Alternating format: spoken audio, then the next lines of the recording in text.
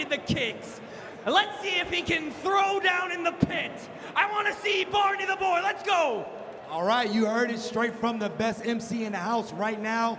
Barney's gonna kill it tonight. Thank you very much, Apollo. I'm super hyped if you couldn't tell. Let's see some karate!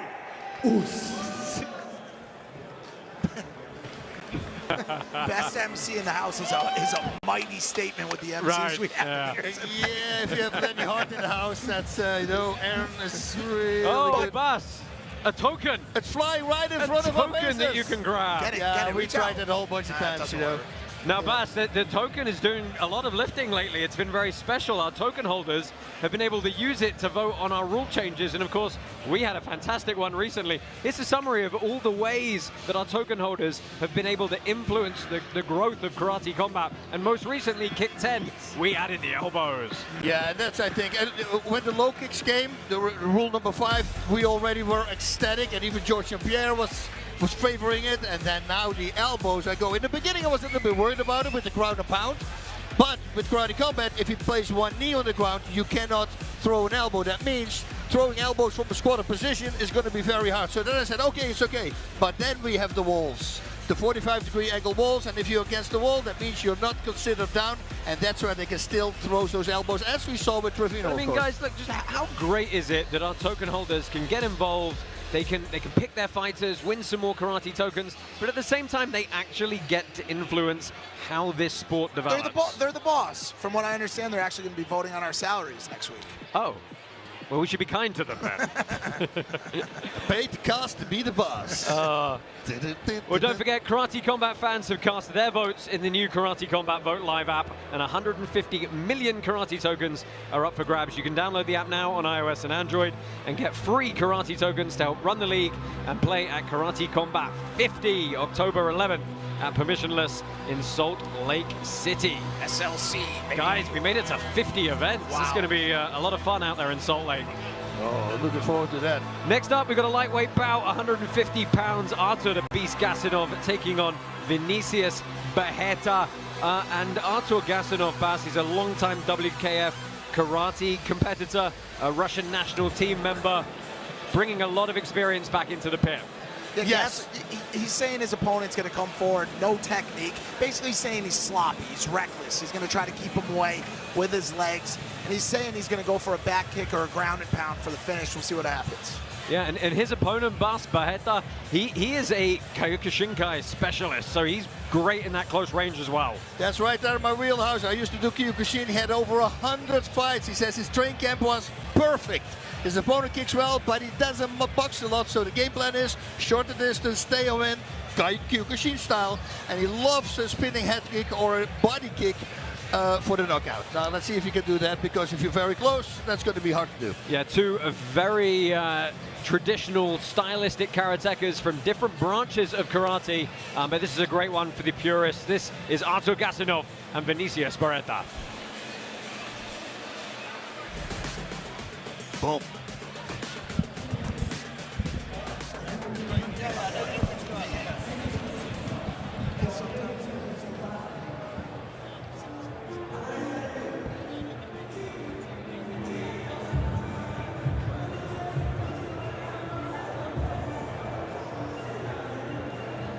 In the blue corner from Portugal, Vanessa.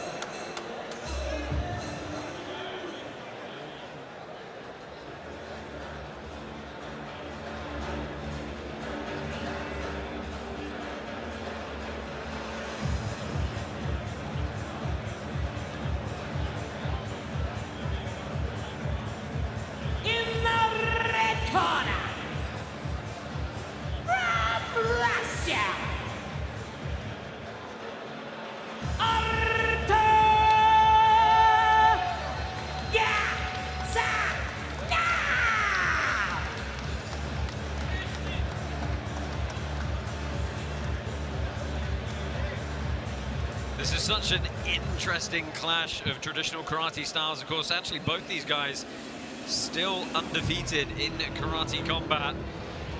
So somebody's going to pick up their first loss here. Your blue corner, Vinicius Bereta, 32 years old, coming from that Kyokushinkai background. He actually thinks his opponent lacks that full contact experience. He started training at 3 years old, coming off 2 local kickboxing matches recently. But of course, that Kyokushinkai style, look for him to be vicious in the short range. That's going to be big punches to the body and kicks, believe it or not, from very, very close in. Bereta has shed some weight for this one. About 15 pounds. Let's see how that affects his power. Yeah, Artur Gasanov, he is 2-0 in karate combat. He's a former teammate or a teammate of a very seasoned karate combat vet in Mirza Tebuev. He actually kicked his opponent's mouthpiece clean out of his mouth with an Oshirogeri in his first fight. He's going to look to close the distance. He thinks his opponent's actually a bit reckless when they're getting close. So let's see if he can be a bit more technical and hit the shot on the way in. Founded in 2018, Hex Trust is a leading digital asset service provider offering one-stop, fully regulated custody, staking, and trading services. All right, gentlemen, first round. Good fight. Red fight, hand, let's go. Your referee, Mike Beltran, for this one. Black pants for Gasanov, white pants for Bereta.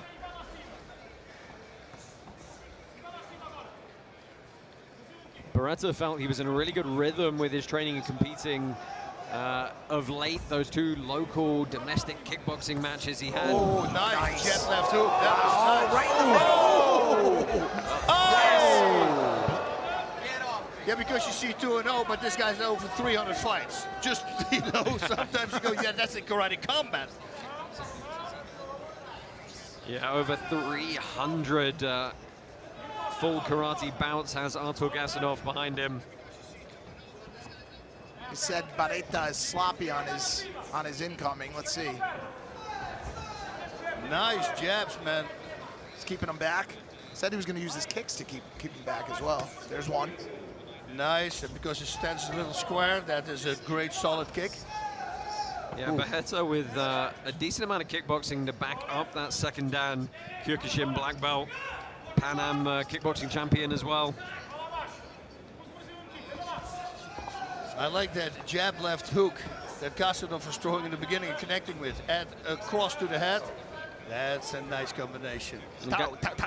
Gasanov trying to move around on the outside here. It's Bereta with the pit control, but he eats a couple of jabs there. Smart, going to the body, lowering himself. Man, Gasanov looks really great. Look at this, punch out. Great movement. Yeah, Gasanov's last appearance with us, of course, a round 1, a 32-second knockout over Lazar Kukalicic back in November of 2023. Oh, man, look at that. Check left hook, beautifully done. Oh, long uppercut. Man, he impressed me the last 2 times, and he's impressing me again. Oh, did he get caught there, though, Bass? Big power. Oh! Wow! Whoa. 2 short elbows, big spinning wheel kick. I mean, Bereta just laughed that off, but the crack on that elbow. Yeah. I mean, both of these guys are moving incredibly well, though. Bereta's blocking a lot of these shots as well. Wow. That was beautiful. Yeah. Well, I think given what we've seen already in the first 2 bouts, the token holders should be great feeling votes. very vindicated about their votes. Nice right hook with the going out. Gasanov is freaking playing an unbelievable great game.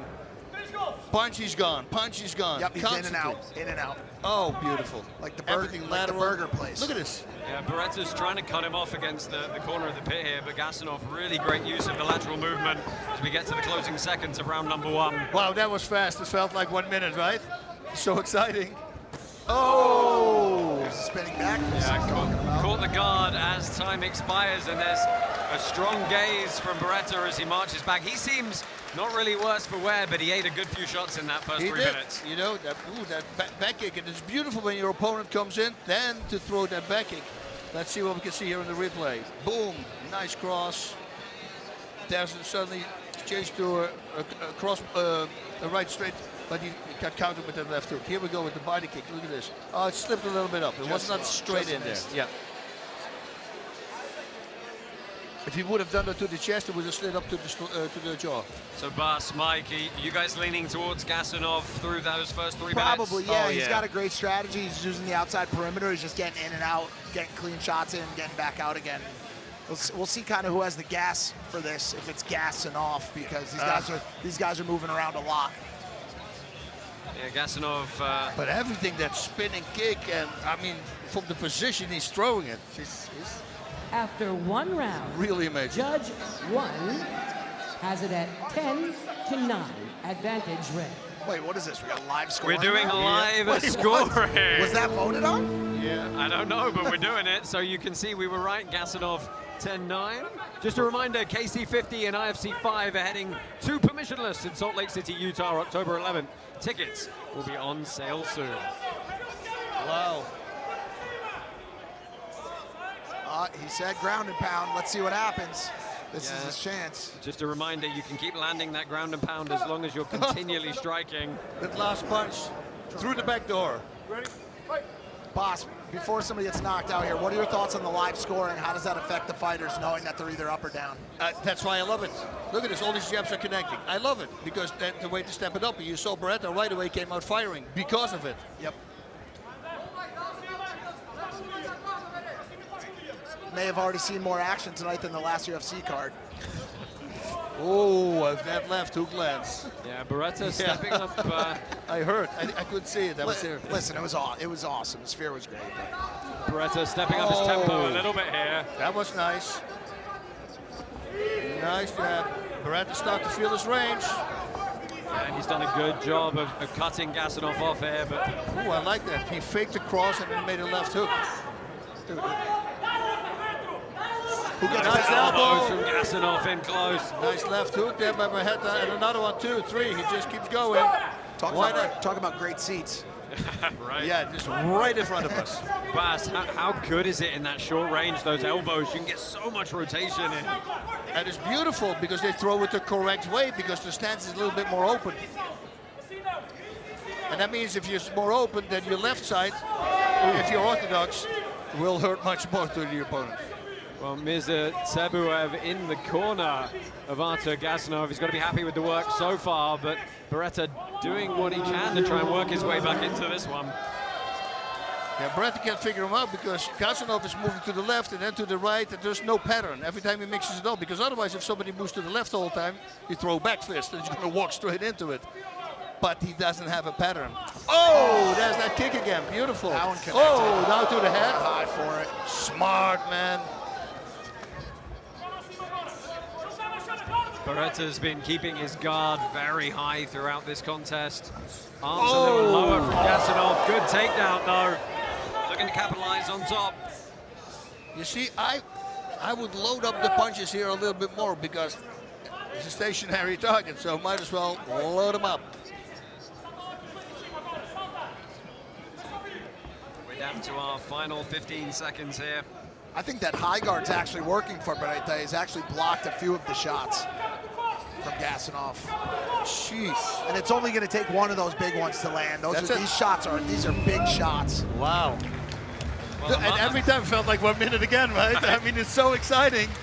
a much, much closer round, I feel, between those two competitors on this occasion. Yeah, let's see what the scoring is of this now. Let's first take a look at the replay. Yeah, replays coming in here, and this was some of the early ground and pound from Gasanov.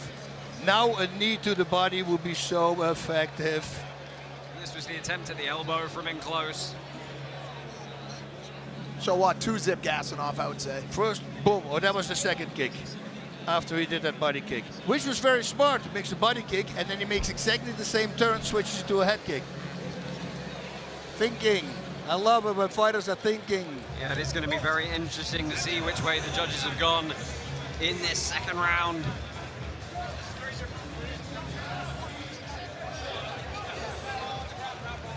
Referee Mike Beltran calling the fighters back to the center here.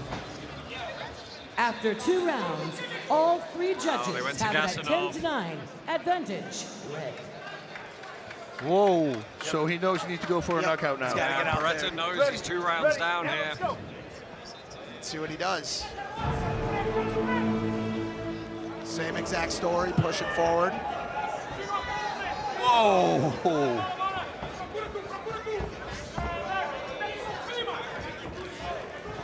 Yeah, boss, to your point that live scoring is cool because it does affect Bereta's game plan now. Yeah, he knows. He can only win by knockout. It just creates more violence. Or a full 10-8 round, which goes to a sudden death. That's his only chance now. So here's my question. How does it affect Gasanov's style? Does it make him a little bit more reserved? Well, I think the guy like him, though. But that's the danger, right? You could play it a little bit safe in this 3rd round if you're Gasanov, but you know Bereta's going to be coming out after you. Good Rick Cross. It's like Chelmio, right? He can be 5 rounds ahead, and then if it goes to a sudden death, he will go full out. Well, Bereta is walking forward a bit more. What would you like to see him do here, Basta, to try and get to the punch first? Yeah, well, he's trying to lock him up, but he's got to cut him off more. Got to make sure that he cannot move to the sides. Threaten him with something, and you got to take a gamble, you know? It's a 50-50 thing. What side is going to move? Because, like I said before, he has no pattern, you see? And now, if he did it with the right kick, he would have walked straight into it. He keeps kind of miscalculating him. Every time he goes right, he goes left. Yep. But that's what I always say. All the good fighters have no patterns. Like a John Jones, you know, everything is different. Well, Bereta's backing Gasanov up a little bit here. Looks for the big highlight finish, but a long way off. Oh, that was nice. Look at this. Good takedown into the ground and pound from Gasanov. It was a lovely feint of the shot. So almost like a reverse single leg pickup. Never saw it before. Yeah, very strange. Trying to pummel his way on the inside here. Oh, and a big cut on the head of Bereta now. But he's not stopping. He's still coming forward. We've got to say the ear of Gasanov is covered in blood. Yeah, I was just going to say. Is that the cut? Does Bereta not have a cut? Or do they both have a cut? Oh, yeah. Gasanov with the spinning Bereta kick now. is leaking. Yeah, we're into the final minute. Man, this is the fastest fight it feels to me that I've ever seen. Incredible. Beautiful display. Yeah, super technical. Look at this, punch, and they see, right, and then he moves to the left. It's like... Uh-oh, you don't want to go there. Oh, that was a good chance for Bereta to pounce. He's only got 20 seconds look at to that. try and save this bout. And again, if one works, why not 2? Well, we're going to need the cleanup crew after this fight. He's inviting him. He says, come on, come on, come on. Have his hands down, so he's waiting for a headshot, so probably a body kick is going to happen. Oh, Moradi. Nice jumping. He wants the finisher. Wow, he's looking at the timing of...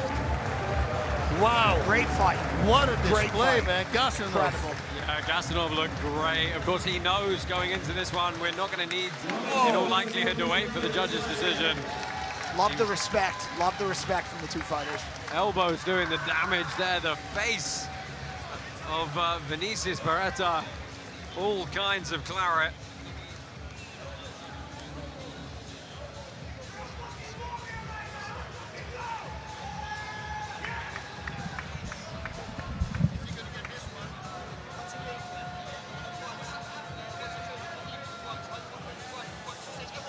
So we're just getting the scores tabulated here.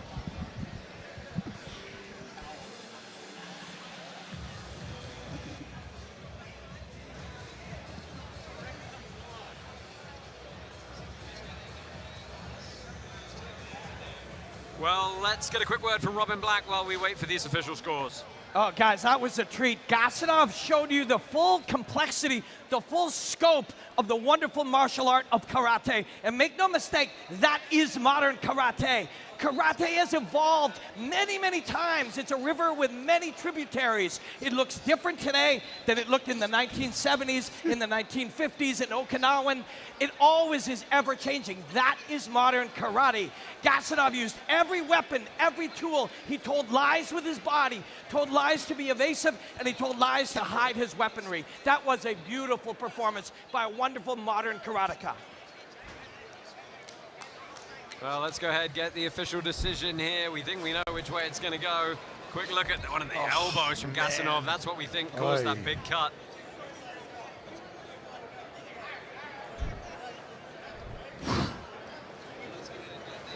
That was impressive. The winner by a unanimous judgment call.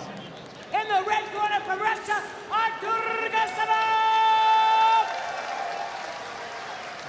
Oteo Gasanov gets the win. And a really complete performance from him. Looking forward to seeing how he saw his endeavors tonight. He's going to move to 3-0 in this lightweight division. And boy, is this division starting to get stacked. Of course, top of the card tonight, it is that interim lightweight championship between Shaz and Bruno Asis. 2 new 3-0 fighters. Right? Wow. Oh yeah. In the first two fights here. Well, let's go ahead and see what Oteo Gasanov has to say. He's with Dean Thomas. Arthur, that was a sensational performance. Your movement was on point. Your pot shot was on point. You hit him with some big shots. How surprised were you that he didn't go down to any of those shots?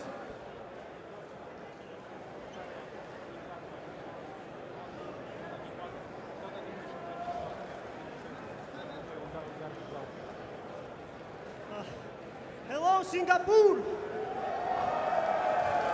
You like it? Я не был удивлен. Я знал, что это очень крепкий соперник, и с ним будет непросто. Как доказать, что он выдержал все мои удары. Он молодец. First of all, hello Singapore. Thank you guys for support. I knew it was a tough fight. I knew it was a hell out of fighter, the opponent. Therefore, you can see the result. He stopped all my punches and never fell down. That's why I'm saying this is a great opponent and a great fight. You look like an amazing prospect for the organization. Is there anybody in the organization that you want to fight next? Ты просто выглядишь феноменальным проспектом в этой организации. Кого ты хотел бы вызвать на следующий свой бой? Я вызываю любого, кто находится в топе. Я иду за поясом, и все это знают. Asim, I go the belt. I want to call out each and every top fighter. You know, guys, I'm coming and going after the belt. Therefore, Mr. Azim, give me the title shot. Give me the belt. Awesome, you heard him. The man wants a title shot. Ladies and gentlemen, put your hands together for Oteo Gasanov. Wow. Oteo Gasanov asking for a title shot. He's certainly starting to state a case with a performance like that. Yeah. He does, yeah, but it's been a while that he fought, you know, and now he's coming back. So I think maybe one more fight and another performance like this, I mean, you can't deny him, right? Yeah, I think we've got some stats we can show you from that bout and see just how heavily the significant strikes favored the Russian. Well, there you go, landed by far and away the greater. Big body strikes as well, and of course those takedowns, really just winning across the board. 7 for 11 on kicks, connected on some great kicks as well. Yeah, truly amazing, man. I was mesmerized with this fight. Crazy guy, crazy good. Well, congratulations to Oteo Gasanov. He's going to go back to St. Petersburg. We look forward to seeing him again in the lightweight division. We've got lots more action coming your way. But first, a word from DeLorean. Mint your free time capsule at DeLoreanLabs.com. This is your chance to win a new DeLorean EV and other iconic prizes, including VIP Karate Combat pitside seats. Keep an eye out for the next exclusive drop. #WhenDeLorean.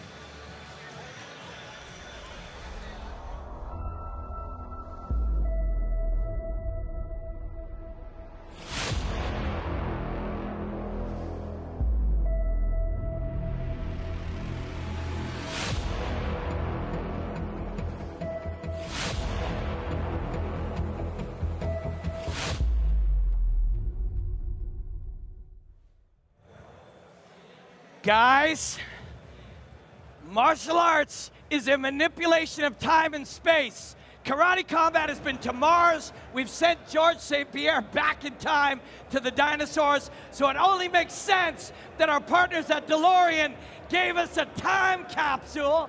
Somehow, in here, are VIP tickets to hang out with us at Karate Combat, and I think there's a fucking DeLorean inside of this baby. I'm gonna keep it unless Boss Rutan wants it, and then I'm going to happily give it to him, because otherwise he would murder me. Boss? I want it. I'm sorry, Robin. I love you, but I love the DeLorean more. Yeah, you got a bit of contest, I think, in the booth here for that one, Robin. I'm sorry. He can ride shotgun. That's okay. Because in the trunk. Here we go. The trunk. You're such a nice guy. We've got a really fun women's fight coming up next. This is in the 115-pound strawweight division. It's Lee, the Dark Beauty, Lishan, taking on Mohadesh Phoenix Moradi. And Bas Moradi, you know, we know a little bit about her. You know, she's coming over from Iran. She's got a lot of karate and kickboxing experience and Muay Thai experience as well. Yep.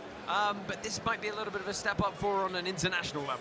Yes, I think so too. Like you said, great kickboxer, has over 50 matches already. She throws in volume, so she will throw a lot and comes forward. She needs to watch out for being too wild, because her opponent, well, she's got power, as we saw the last time. Yeah, Mike, her opponent, Li Linshan, we've seen her once before. At this weight, she really sits down on her punches. Linshan, huge debut. Super aggressive in her approach. She's coming out here to try to get a second win tonight to make a strong, take a strong stance for a title shot in her next fight. Yeah, in Shanghai. And when you talk to her, when we talked about game planning with her, I say, what is your favorite punch? She's, favorite technique? A punch. What do you like to do the best? A punch. How you win a fight? A punch. Everything was a punch, and then she stopped her opponent with a punch. That's right. Insane. Yeah, really good stuff there. You may, of course, see Karate Combat knocking around in China at some point in the future, but stay tuned for that. This is Li Linshan and Mohadesh Moradi.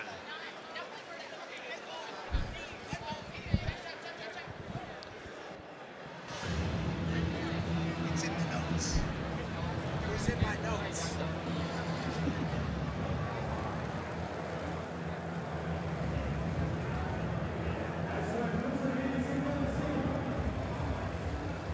In the black corner from Iran, Mohadesh Moradi.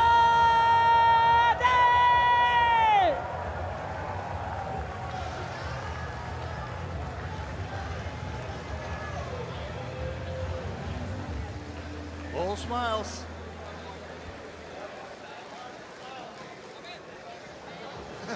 It's go time, she said. She took a round trip, in and out. In the red corner from China,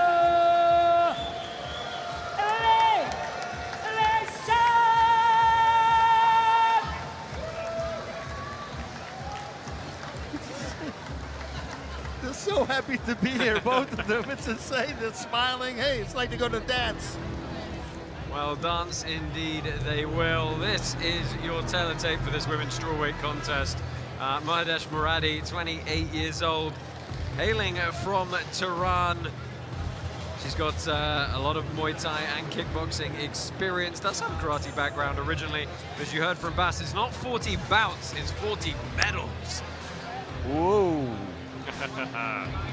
And she's going to face this lady. This is Li Linshan, freestyle karateka, very good in close range. As you may have guessed from the intro, really great just punches that she sits down on. She's going to keep coming forward. She picked up a great TKO win in her debut back in November of last year. She's going to keep coming forward. And Moradi's going to have to get on her bike quickly to try and avoid the onslaught. Well, don't forget you can mint your free time capsule at DeLoreanLabs.com. This is your chance to win an entirely new DeLorean electric vehicle and other iconic prizes, including VIP Karate Combat pit side seats. Keep an eye out for their next exclusive drop. Hashtag WhenDeLorean. Very interested to see what Moradi brings to this fight. Yeah, Sam Amidi, your referee for this bout. White pants for Moradi, Linshan in the black. Okay. I'm excited. Yeah, me too, oh, man. Here we she go. goes already It's with on. the punches. Yeah, sat down on that right hand straight away. Nishan kicked. Hey.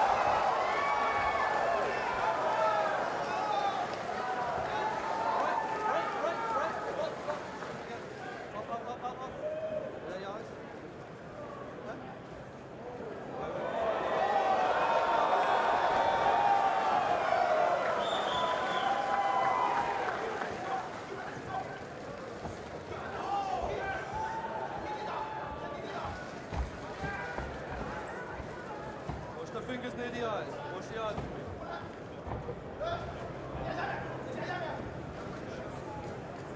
Right, right. Pick up. Up. Turn the face.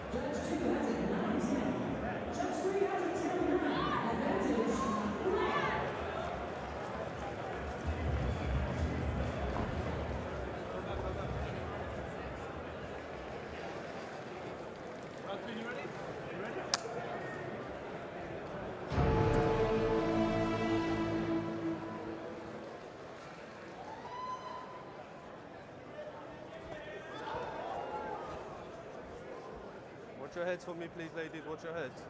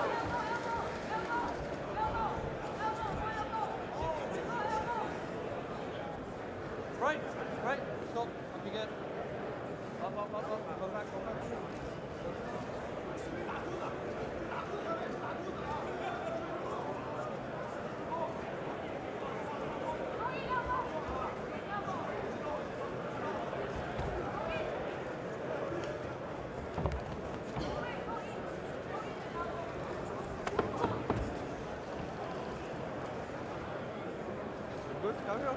Carry on.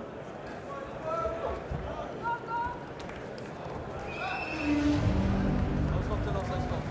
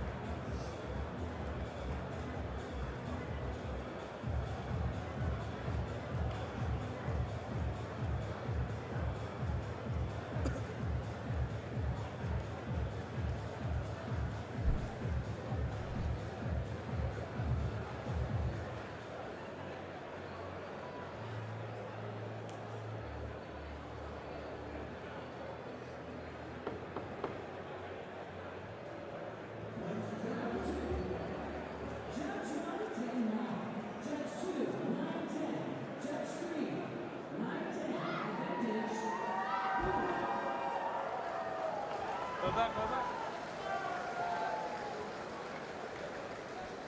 Fight up, referee, you ready? You ready?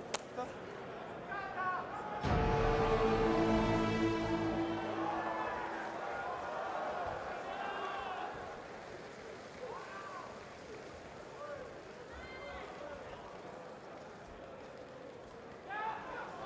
Right. Fine. Okay? Yeah, listen. Go wash the back of the head for me. We clear? Okay? Keep it clean. Good? The timekeeper, time back in. Go. Keep it clean.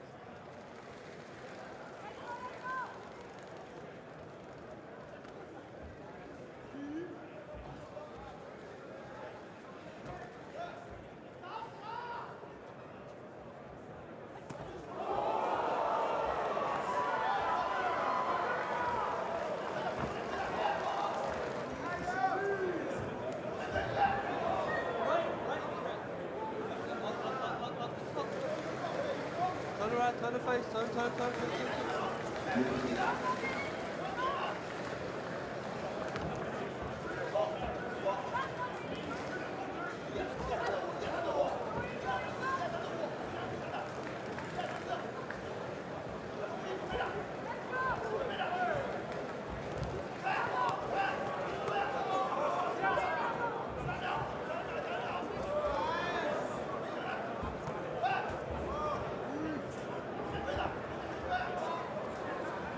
Right. Stop. Up you go. Let's go. Turn around for me, ladies. Turn around.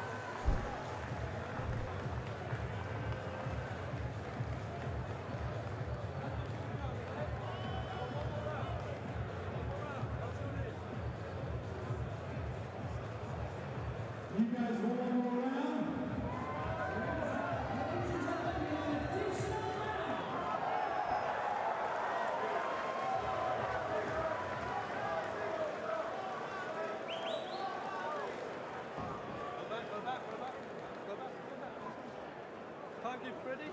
For the final, you ready? You ready? Let's go.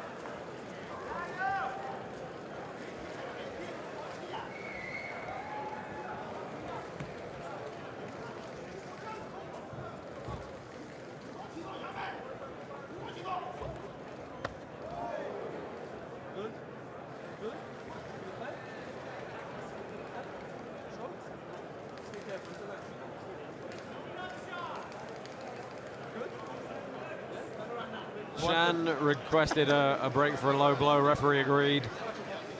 And she's ready to continue here.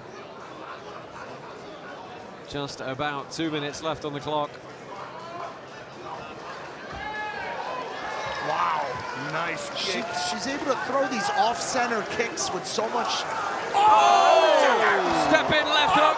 Moradi thought she'd won it there, but Lishan popped straight back up. She should have stayed on it. Firing here. Moradi should have stayed on the gas there. Well, she is now.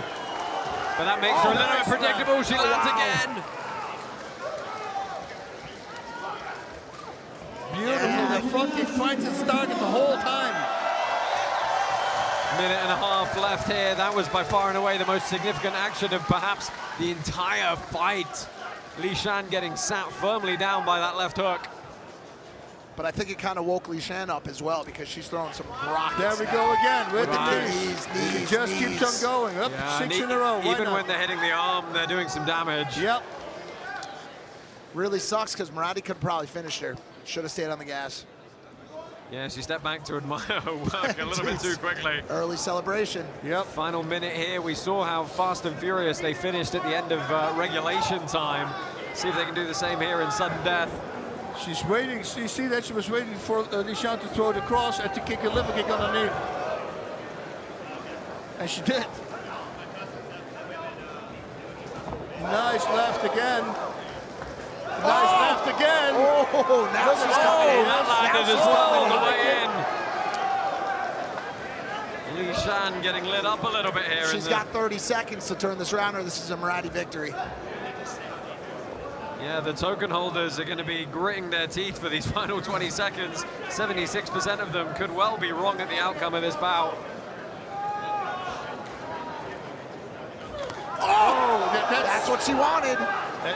That's what she needed to do. That's what would have been my game plan to tell her before the corner. Just wait for her to come only throw you across. Here come the Knees again. I love this palm-to-palm clinch she had. She tries the elbow on the break. And some nice sportsmanship at the end. Wow, what a bout. She's smiling. Yes, and she smiled when she walked up. She smiled when she walked She like shook her arms out. Wow. I mean, that was a great fight. She has a little bit of a cut under her eye, does Moradi.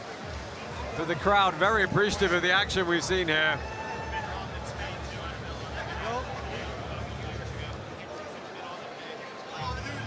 Yeah, two very different complexions in the corners there. Lishan, hands on the hips, bit of heavy breathing. All smiles for Moradi. Let's go ahead and check in with Robin Black quickly before we hear our decision.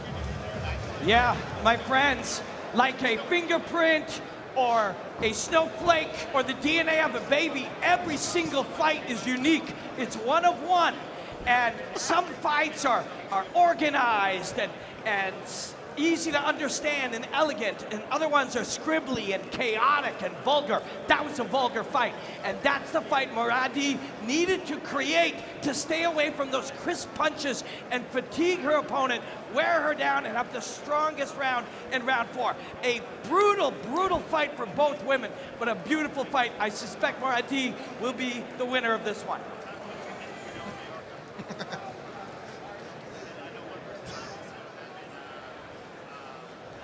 Ladies and gentlemen, the winner by a unanimous decision,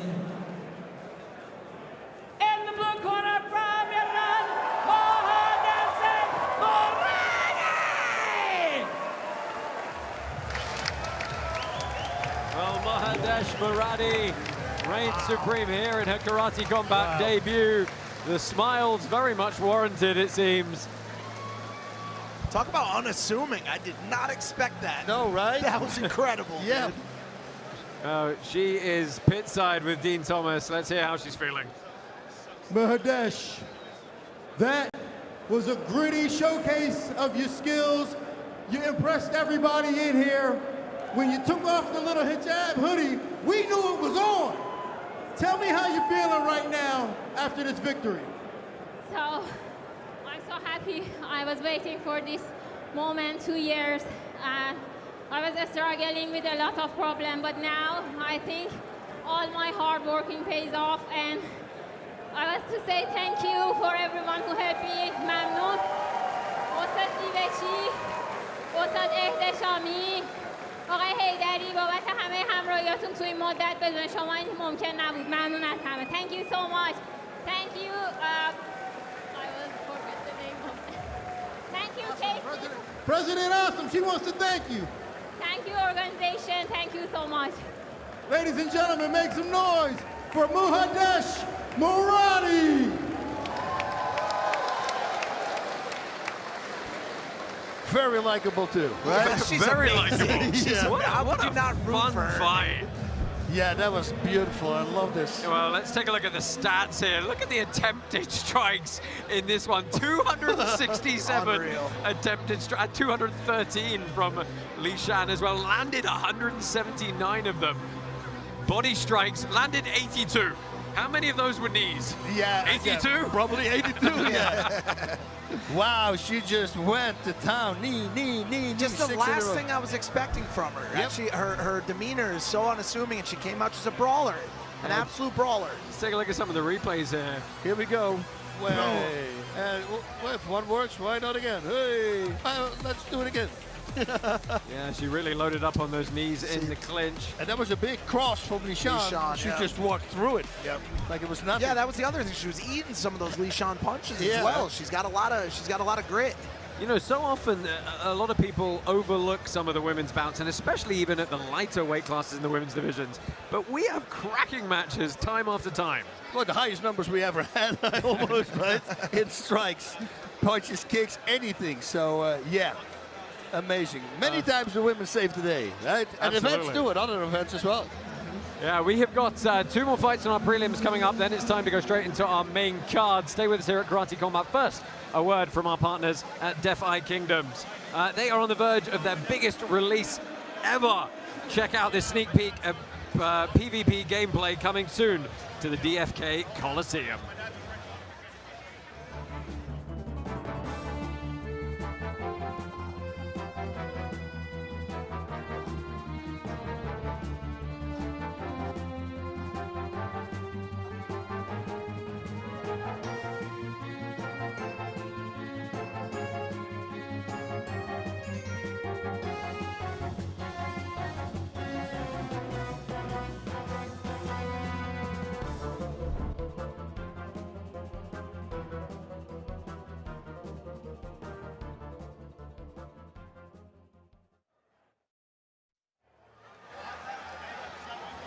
Well, welcome back to Singapore, to the Marina Bay Sands and to Token at 2014-9.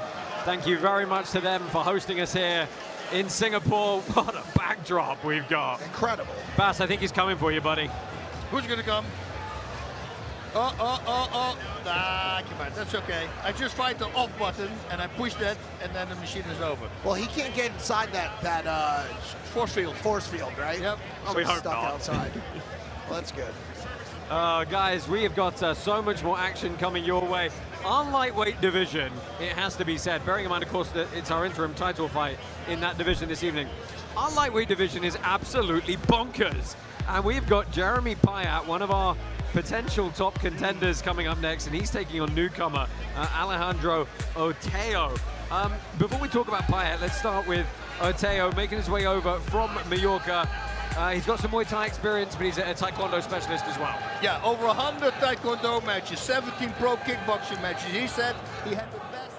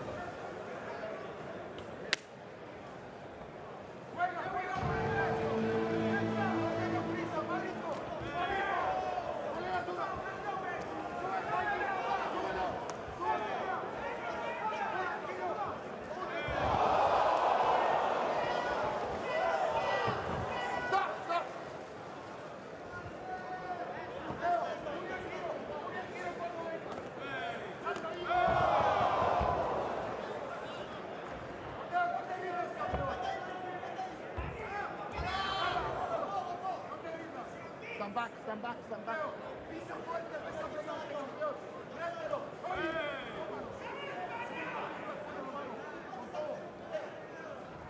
Rodilla, salta.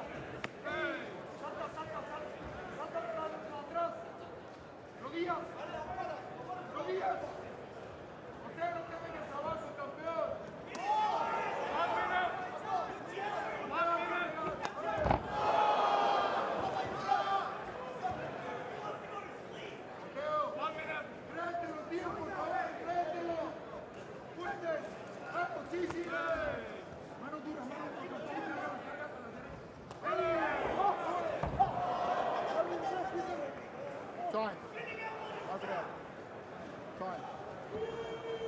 up, fighter.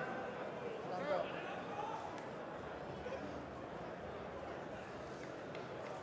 Finger in the eye. Finger in the eye. Relax, relax, we have time. Relax, you have time.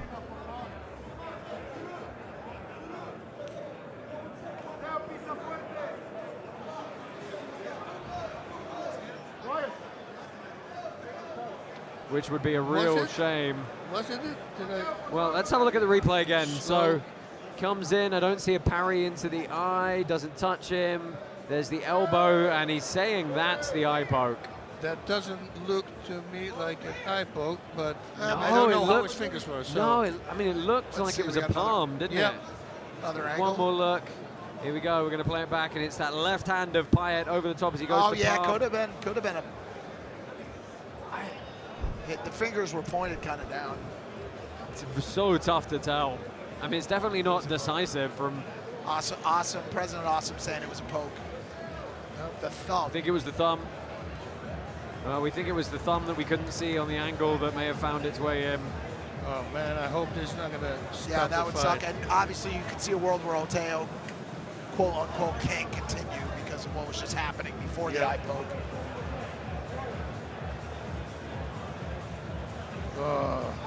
Well, Payet has had to go to a neutral corner for this one. Yeah, this would suck for Payet for sure. Yeah, we're getting a close look there. I mean, Yeah, come here, look. Can you see? Can you see me? Yeah? Okay.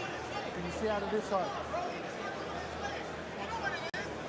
Okay, stop, fight's over. oh, he said, as soon as you say you can't see, the referee has absolutely no choice. And it has to be a no contest. This is the problem. We didn't go through 2 full rounds, so an accidental eye poke rules it a no contest. And that is tough for Jeremy Payet. Let's take a look at the eye poke. We're thinking it's the thumb that found a way, but honestly, I'm not so sure. I don't see it either. I honestly am not convinced. Nope. What a sad way to have to end that fight. See? I mean, the thumb's on the other side of his hand. I can't imagine the thumb. It could have been the thumb. Well, let's go ahead and get the official ruling. It unfortunately is going to be a no contest. Yeah. Ladies and gentlemen, second round, accidental eye poke, no contest. Wow.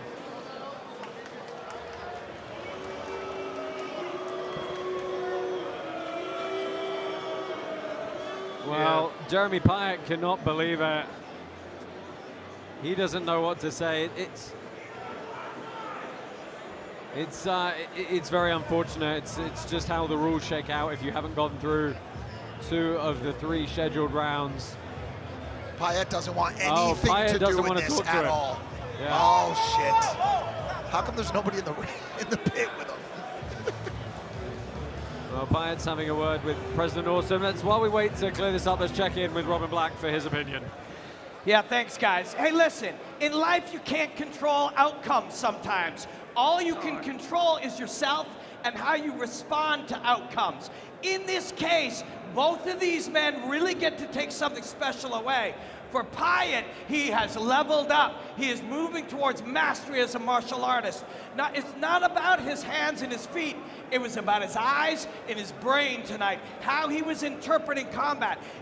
Win or lose, no contest, he cannot control that. What he can control is going back, assessing his performance, realizing he's reached another level, and continue to grow. That was a wonderful performance. We cannot control the outcome. We can control how we respond to the outcome. Bas, Mike, give me your thoughts, because it's very unfortunate the way that bout ended. I mean, the outcome's the outcome. Payet was clearly dominant in the fight. It's going to be a mark in the other direction, but how much does it really matter as far as future fights are concerned? Payet's, he's a star. It's pretty clear, and it goes down how it goes down. Here's the stats from this one, and incredibly dominant, as you can see, landed vastly more across the board here. Yeah, I think you should perhaps get a takedown for that wicked cartwheel. He almost broke his own neck, it looked like, right? He landed on his head. I got to ask production if we can, before we wrap this one, we can get a replay of that. That would be really cool. Hey, baby, listen, here we go. Look at this. Look at that. Catches the leg and oh! flips him. Oh, I love it. Wow. And this was the... watch this. Yeah, the double kick. And props to Oteo for trying to throw off. That was really nice. Of that circumstance. That's Raymond Daniel Jr. Raymond Daniel stuff. You know, let's touch on Payet because he was the one winning that one.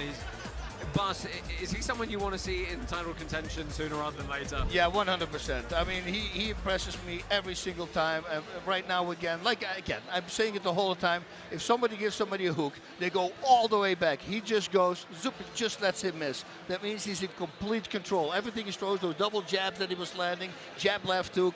But it's the pressure as well, right? Amazing. It's relentless. He doesn't let him go. Locks him up in the corner whenever he wants. He sees everything. What he's looking. It just blows me away every time I see him fight. Yeah, very much looking forward to seeing how he gets on in our incredibly stacked lightweight division. Join us again shortly for the last of our prelim bouts. First, a word from Kraken. From beginners to seasoned traders, Kraken facilitates quick and convenient crypto transactions with card purchases, custom orders, and daily market highlights. Buy, sell, trade more at kraken.com. So what is money and how does it get value? Paper money has value because someone says so. Bitcoin is different. It's like digital gold. It has value for many of the reasons gold does, but that's only the start. It has a limited supply, only 21 million, so no one can decide to just print more. Because no central authority controls it, it can never be shut down. And unlike with banks and credit card companies, you don't need approval to use it. It puts the power back in all our hands. Bitcoin lets you control your finances. Kraken lets you buy Bitcoin. Kraken, see what crypto can be.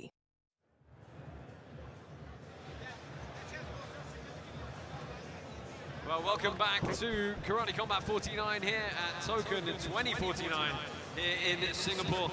Bas, the last of our prelim bouts up next. It's a welterweight bout at 165 pounds. And again, it's a very interesting clash of styles here. We've got Gorhan Slaveski taking on Mohammed, the Thracian gladiator, Keir Ahmet.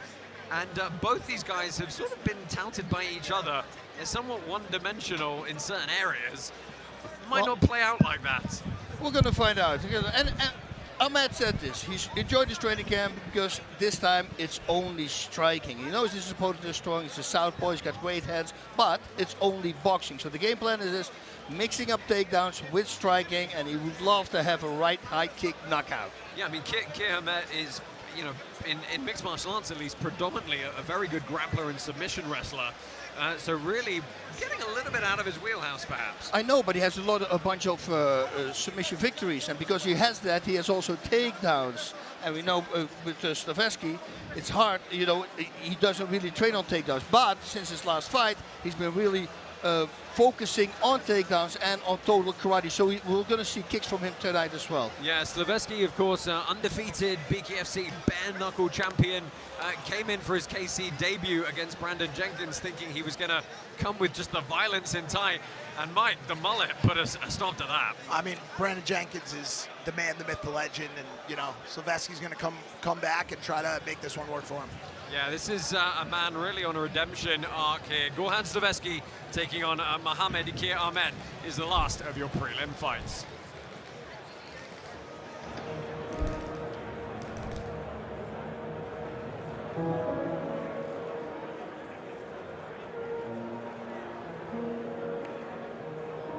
In the blue corner,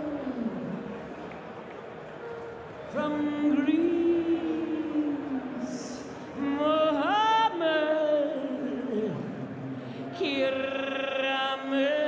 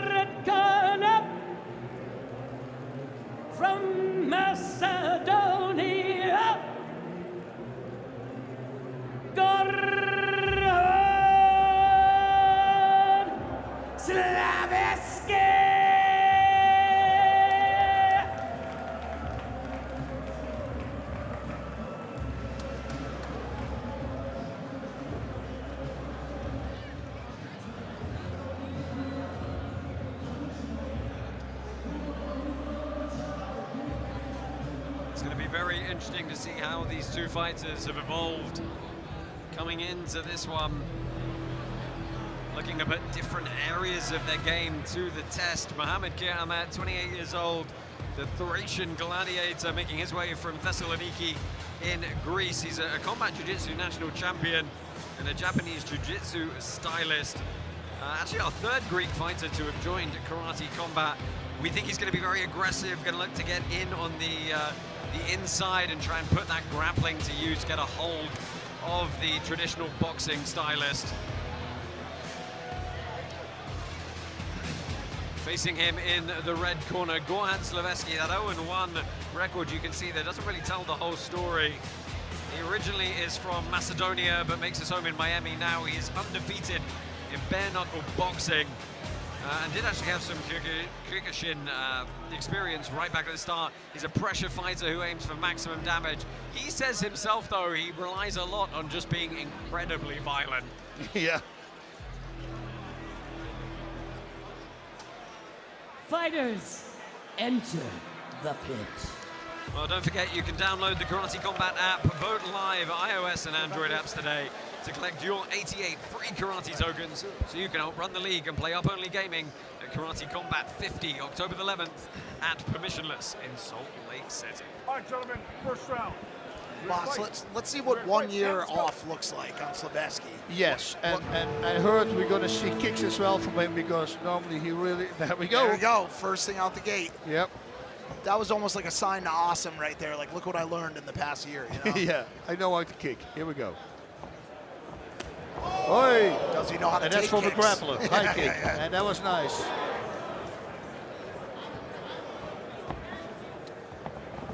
So let's see if Slaveski just picked the wrong opponent for that first fight with Jenkins. It's a tough opponent. Oh! Nice high kick.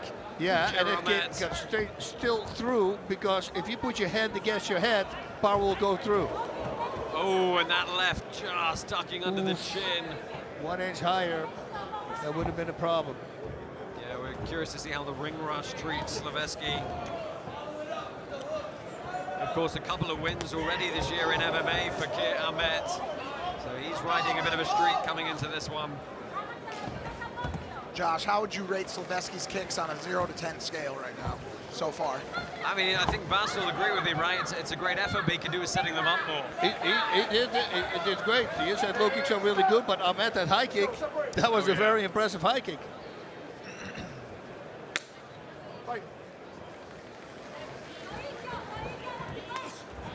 Slaveski was open in saying he didn't want to rush this bout at all.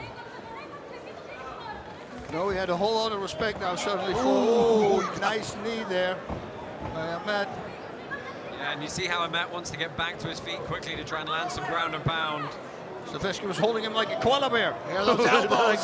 There are those elbows. Yeah, and as long as that one knee stays off the ground by Khayat, he's free to throw ground and pound in that position. And yes, what we know, and a lot of people don't know, is that there's a left shoulder injury by Slaveski. Yeah, we had heard a rumor that he did not want to pull out. Yeah, that he torn a shoulder recently. He is, of course, a southpaw, so that left side is his power side. Oh, good accidental takedown. Yep. Flying right hook. Not the right sport. Look at the damage on the rib cage on the right side of Khayat. I saw that as well. And there's, you know, Slaveski's learning how to kick, it looks like. Well, I mean, look, we know he's got a lot of power, right? If you can channel that into the right movement and turn your hip over in the, nice body shot kick. there. Good Super takedown. aggressive takedown.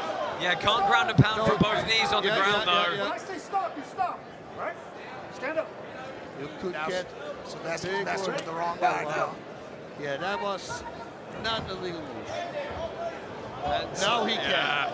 Slaveski trying to disguise that left hand on the way in, right? He had to fake the tempo on the way in.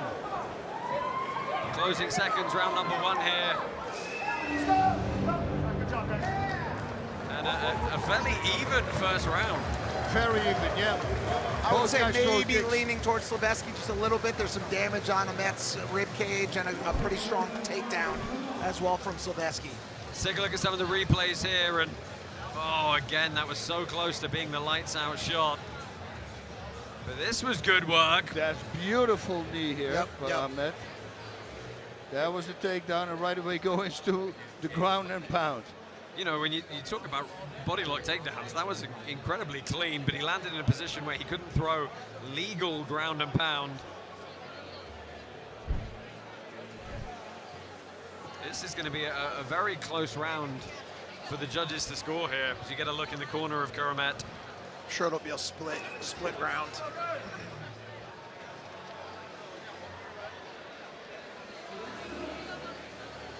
Well, hey, Mike, you're getting good at this, Come my on, friend. come on. You spend enough time with Boss and Josh, you might pick a thing up, you know? Whoop, whoop. Well, two of the welcome. judges seeing it for Gorhan Slaveski, so he's going to take a slight edge. Third judge going the way of Ahmed. All right.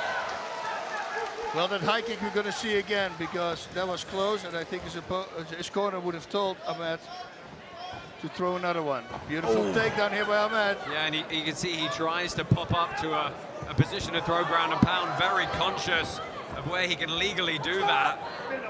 Excellent work. Escaping the back door, that's what they call that. And we figured that was going to be the game plan for him, right? Get in close, Yeah. get the takedown, land some ground and pound.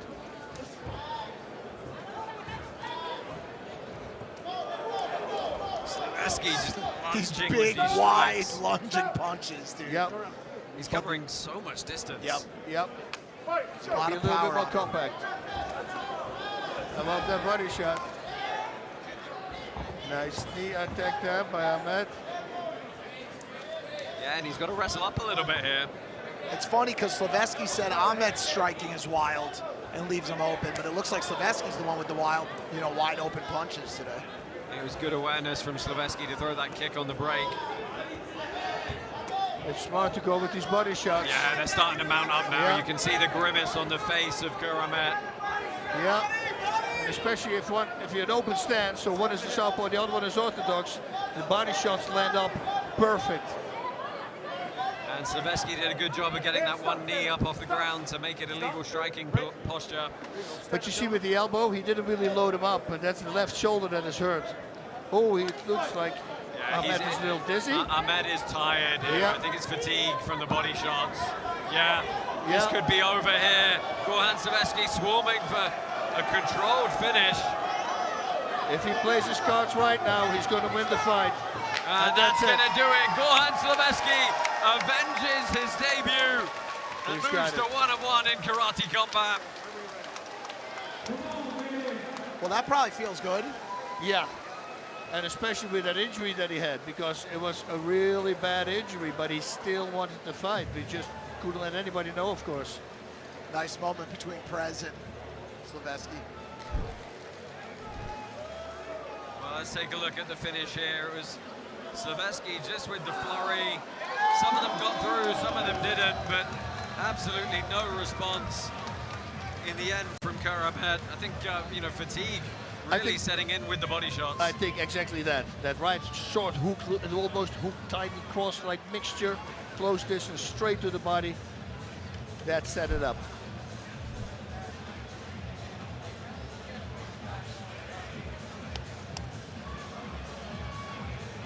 Well, we're just going to get the scores or the officials set here to make the result on the record.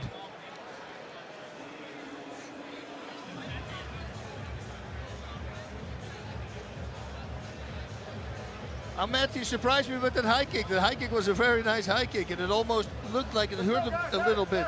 You know? We saw flashes of what his game plan should be and was effective as Yep. well.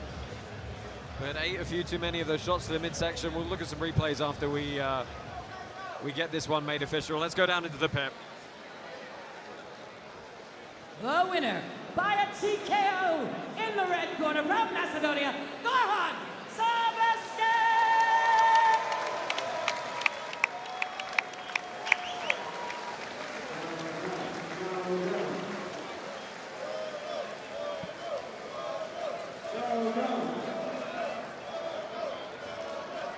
Well, Gorhan Slaveski, I'm sure, will have some choice words. He's with Dean Thomas. Come on now, Gorhan. First off, congratulations on a remarkable performance. There were rumors circulating around that you had an injury, but you refused to pull out of this fight. Thank you for the congratulations. It was definitely not a remarkable performance. It was shitty as fuck. But in my defense, I mean, I suffered an injury 3 weeks ago. Ligament tear, joint tear, and dislocated disc on my left shoulder. And I couldn't even shadow box. And I decided that I'm gonna take this fight, and I said, fuck it. If I lose, I'm not gonna make any excuses. But if I win, I know it's gonna be a hell of a story. Well, it was a story, but the story of the fight for me was the way you broke him down. At what point in the fight did you realize that you had a broken man in front of you? I didn't realize. I just said, man, you ain't winning today. I swear to God, I'm gonna die in this pit. You're not gonna win today. I didn't fly.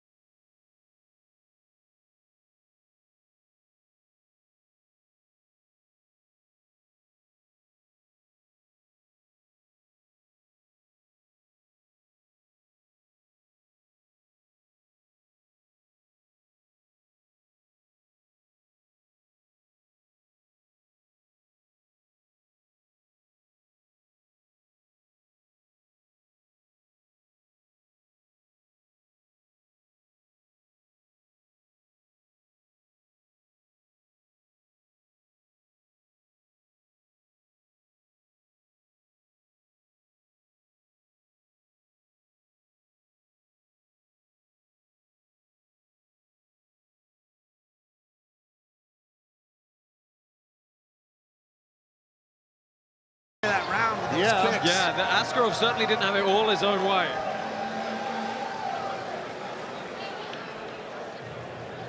Man, there's a lot of people here right now. Yeah. Well, let's take a look at some of the replays here, and Askarov clearly better in the clinch. I want to see those elbows in the clinch. I'm probably going to see this now. Those downward elbows that he started. Right. That was crazy. Look at that mouthpiece flying, right hook back. This. Look at this. Yeah, like I said before, that's how I really messed up my elbow in my title fight against Kevin Brendelman. My splinters everywhere. That's a dangerous elbow to throw. Yes, it will cut you, but the top of the skull, you're going to feel that tomorrow. Well, I think that's a typo from Judge 3. I feel as it's 10-9s across the board for Jabbar Askarov. Let's go, gentlemen. But the momentum was shifting a little bit, so let's see what happens. Goes right back to the... Oh, yeah, he's getting those body work with those kicks. Oh, and here comes Askarov. Oh, my God. Askarov lands 2 or 3 in succession there. Kazimba manages to pop back up, but he's going to get put straight back down. This is getting violent, boys. Somebody's definitely getting knocked out here. Blood on the nose of Askarov. We know what Kazimba's like in those firefights, those 50-50 throwdowns. And there we go! Right on cue! Oh my God, the upset! Kazimba has knocked out Jabbar Askarov! Oh, this is a shocker! Whoa! What the fuck? That is a happy man right there! Wow! Wow! We said don't stand in front of him. Yep. Fuck okay, a training camp. Replay. Fuck a training camp. Boom. There's a left, a right on the button, and a left. And the right. 4 shots as he fell back. Look at this, look at this. The accuracy. Oh, man. Oh, man, oh, man.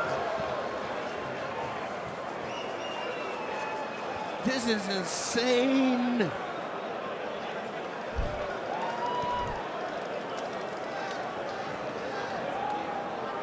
Wow, wow.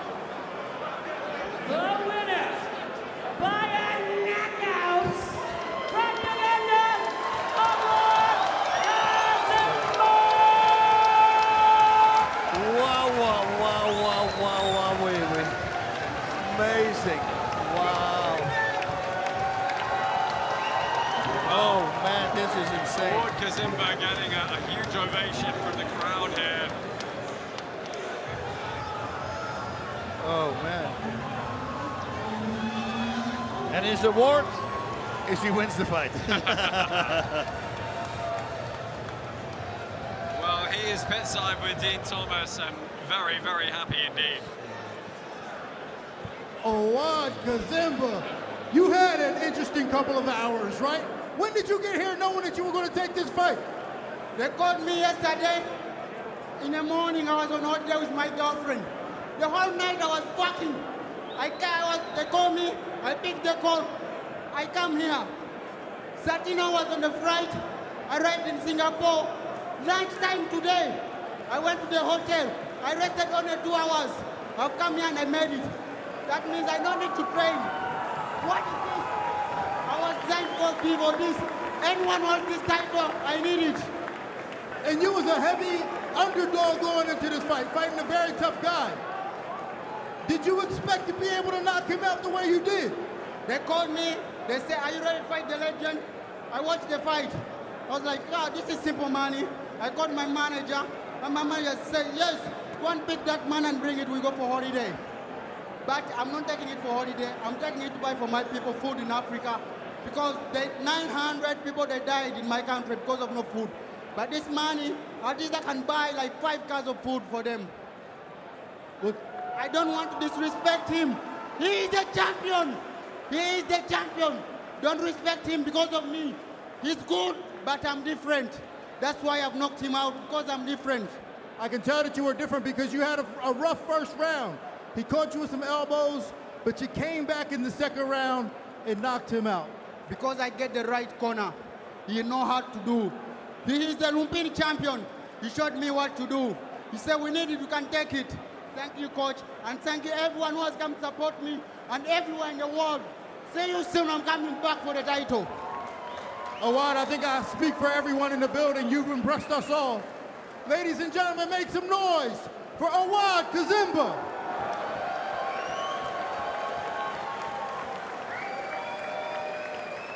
Awad Kazimba has such an accepting relationship with violence that he was capable of changing time zones, flying across continents, landing in an unfamiliar place. Some people talk about jet lag and fatigue, and he said, fuck all that. I will step into that pit with this legend with 300 fights, and I will fight freely and without editing myself and just let the chips fall where they may.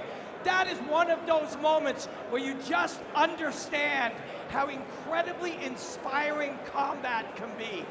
Thank you, sir, for getting off the couch on no day's notice and coming in here and giving us all a thrill. Thank you and congratulations, Kazimba. Yes, thank you, Robin. And guys, just so nice that he's, did I hear right, he's donating some of his winnings to help combat the famine going on in Uganda right now.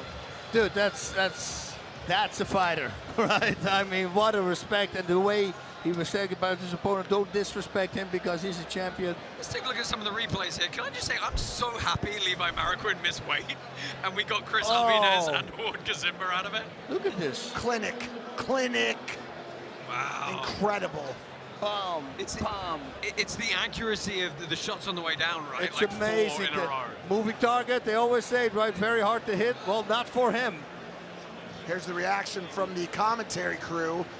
Once again, just, the camera. They need to put the camera on the other side.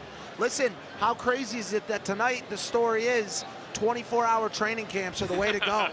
Right. Wild. We saw the new meta. Just incredible. No notice. What does it say? What does it mean? I think we've actually got some stats we can roll in real quick, because the story of that fight, Awad Kazimba was on the back foot for at least the scoring portion of it. You know, he was being outstruck. The judges had already given the early round to his opponent. But we knew he was always in with a shot. This is one of his guys. They fight in talent, they train in talent, they had hundreds of fights. I mean, every training session almost is a fight there. So he's just tough as nails. He never lost focus and constantly laser-guided precision on that hand movement. I'm just blown away. And like you said, I'm so happy that all these things happened with the weight, because of that we had these great new fighters. So you may hear some raucous shouting going on. That's because our main event is coming up next. But before that, Robin Black, I believe, is having a word with our current champion, Luis Rocha. Yeah, thanks, guys.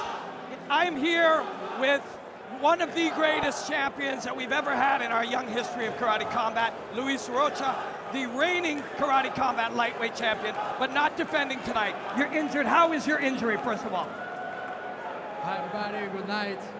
It's a great show, a great event. I'm so happy to be here. I would love to be here fighting for a wonderful public. Look there. It's an amazing show, amazing event. And unhappily, I am not fighting today because I have an injury in my knee. But I'm happy to be here watching that. And now is the main event, the fight that will choose my next opponent. And in December, I will back, and for sure it will be a big show for the lightweight undefeated championship. The winner tonight will be the interim champion and will be recognized as such by the fans and by Karate Combat, but will you recognize them as a champion? That is not an interim champion, it's a fake champion, man. There is only one champion, only one king, man. I'm the original king. And now, we already know who will be my next official challenger. This fight is for my official challenger, not for champion. I am the champion. Only one champion can be.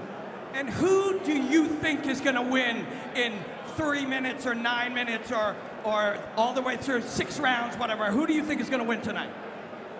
Man, I want that they put a show for a big fighter with 5 or 6 rounds because that's public deserve. Look, that is a wonderful public, and for sure they deserve watching an amazing spectacle for this fight. So Bruno and Shaz, I don't know who will be the winner, but I want they put a show, a big fight for the wonderful public. Well, champ, we will find out very shortly who you're going to be facing, and we're looking forward to seeing you defend against whoever that is. Thanks for coming, my friend. Well, that is our current lightweight champion, Luis Roca, who's going to be watching this one very intently. Bas, how do you feel about our champion's reaction to all this? Well, you know, I would always, it's the same, you know, that the interim champion, yes, is of course there to keep it a title fight, to make it a 5-round fight. It's great, but as the champion, you're going to say, yeah, it has a word before it, interim, right? But it's great. I kind of love it because, and then if you're the interim champion and you do win the championship, that's of course the goals. But they have to go through Luis Roca, and let us face it, he's a really great fighter as well. So whoever's going to win tonight, he's going to have a big task in front of it. Yeah, and I think that is being penciled in for the end of the year, perhaps. We will find out a little bit later. Stay with us here on Karate Combat. Your main event is coming up next. Shaz, the most viral fighter in Karate Combat history, taking on the champion, Luis Roca. 68-kilo golden belt on the line. There's no easy way to tell you, but Roca's out. So what about the fight? What about the world title? We have Bruno Asis stepping up for the interim world championship. This will be Shaz biggest test to date. He is one of the most experienced karatekers we have. A 10-fight veteran for Karate Combat. Whoever he is, I don't care. He can't stop me. He's one of the biggest superstars we have. He's undefeated. Shaz is a very good fighter, but he never fights against a top fighter. It's very different. I'm the best in the division. Whatever he has, it's not going to work against me. I've been ready for this opponent for a long time. This is the time for me. You chose the wrong opponent. You are going to regret for your life.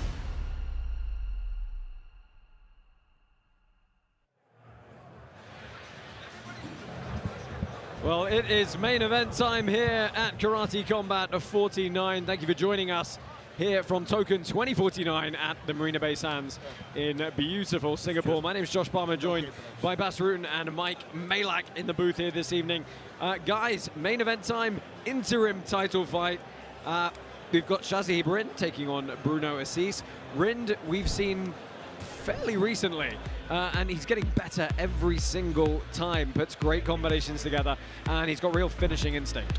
That's the thing with him, you know, he's increasing every single time we see him. He knows his flaws, he works on the flaws, and the flaw is gone up to the next flaw, if there is a flaw. And that's how he's fighting constantly, you know. Did he ever go 5 rounds? He didn't do that yet, you know. Asis has been doing that, and that's what we're going to find out tonight. And also, as he said, 10 fights, never been finished. Shaz is a crazy fighter, almost finishes all his opponents, but Bruno Asis fought the top of the top and has not been finished. So can he go to that 5th round? If there's a championship round, the 3rd, the 4th, and the 5th, I guess we're going to find out now. And Mike, you know, Shaz is very good at the mind games. He's very good at the pressers and the weigh-ins and, you know, beating his opponent before they get in there to a certain extent. Asis hasn't really played that game that much. He's tried not to. He's purposely kept Rind at a distance. In the last, you know, weigh-in, he had Rind pushed back with his fist and was trying to do it the opposite. He was trying to get into Rind's head, calling him fake fighter, fake fighter, fake fighter. While he's laughing. While he's laughing. And as we know, Asis is a dog. He's an absolute dog. He's not, if you hit Asis, he's going to hit you back harder. That is the type of fighter he is. He's not going to back up. He's just going to start swinging. If he feels that fear, if he starts to get cornered, he's going to swing. Yeah, which is hilarious because he's an extremely friendly and likable young man. Seems like a nice enough guy. Out of the pit, but yeah. he genuinely, you know, we played on it early on when he first started with the league. Like, he flips this switch and he becomes the dragon when he does this raw. But that genuinely is what he does, right? He's a fighter who knows how to show up when it matters. Yeah, and he does it only on fight time. And it's the same with Shaz.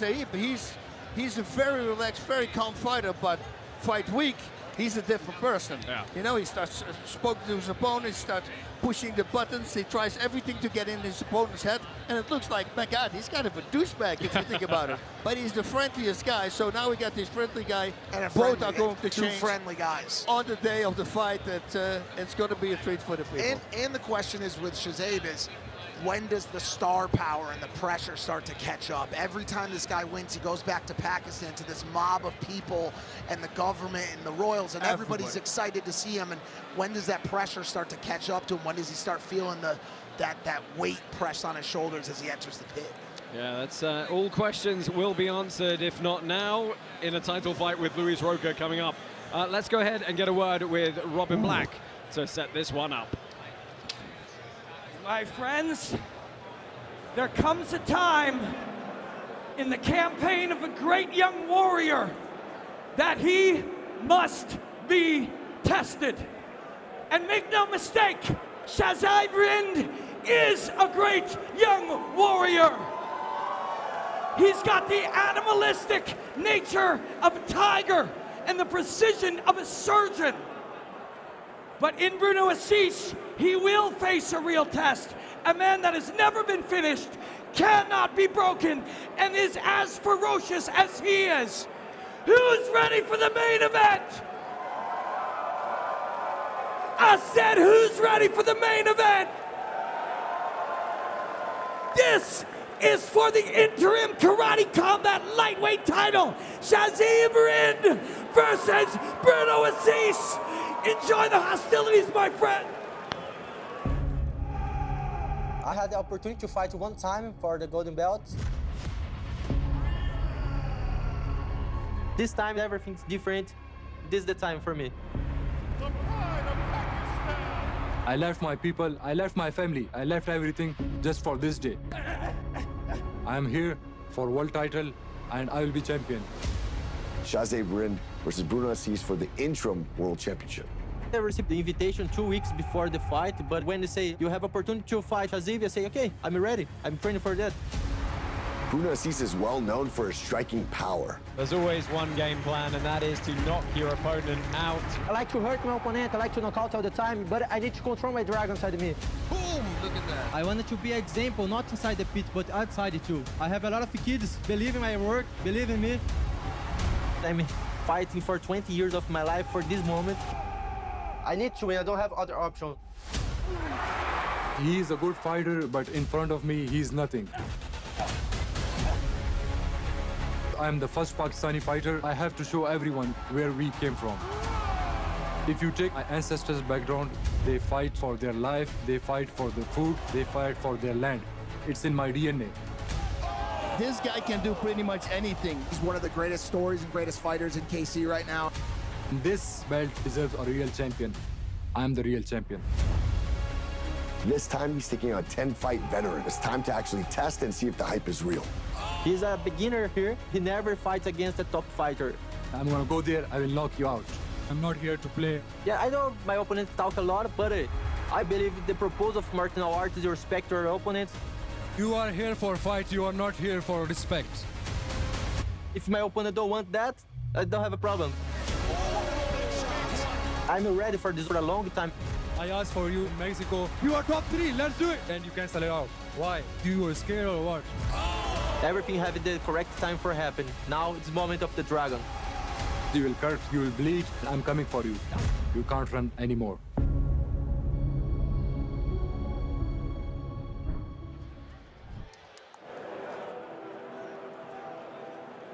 Ladies and gentlemen, it's time for the main event from Brazil.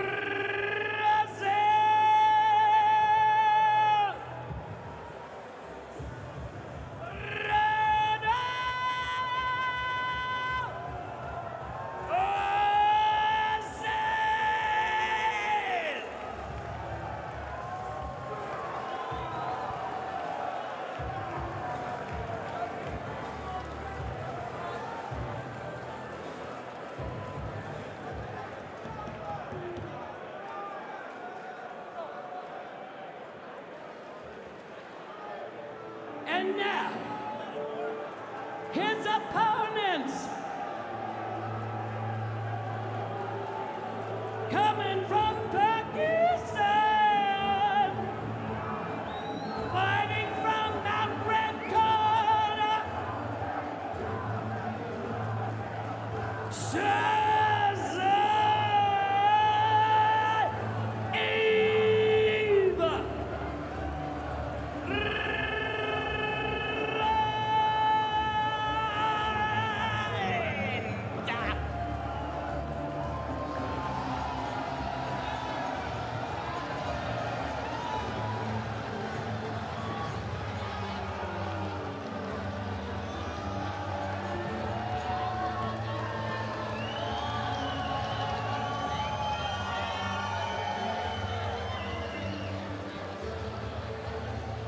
This is your main event of the evening. Shaz and Bruno Asis. Wow.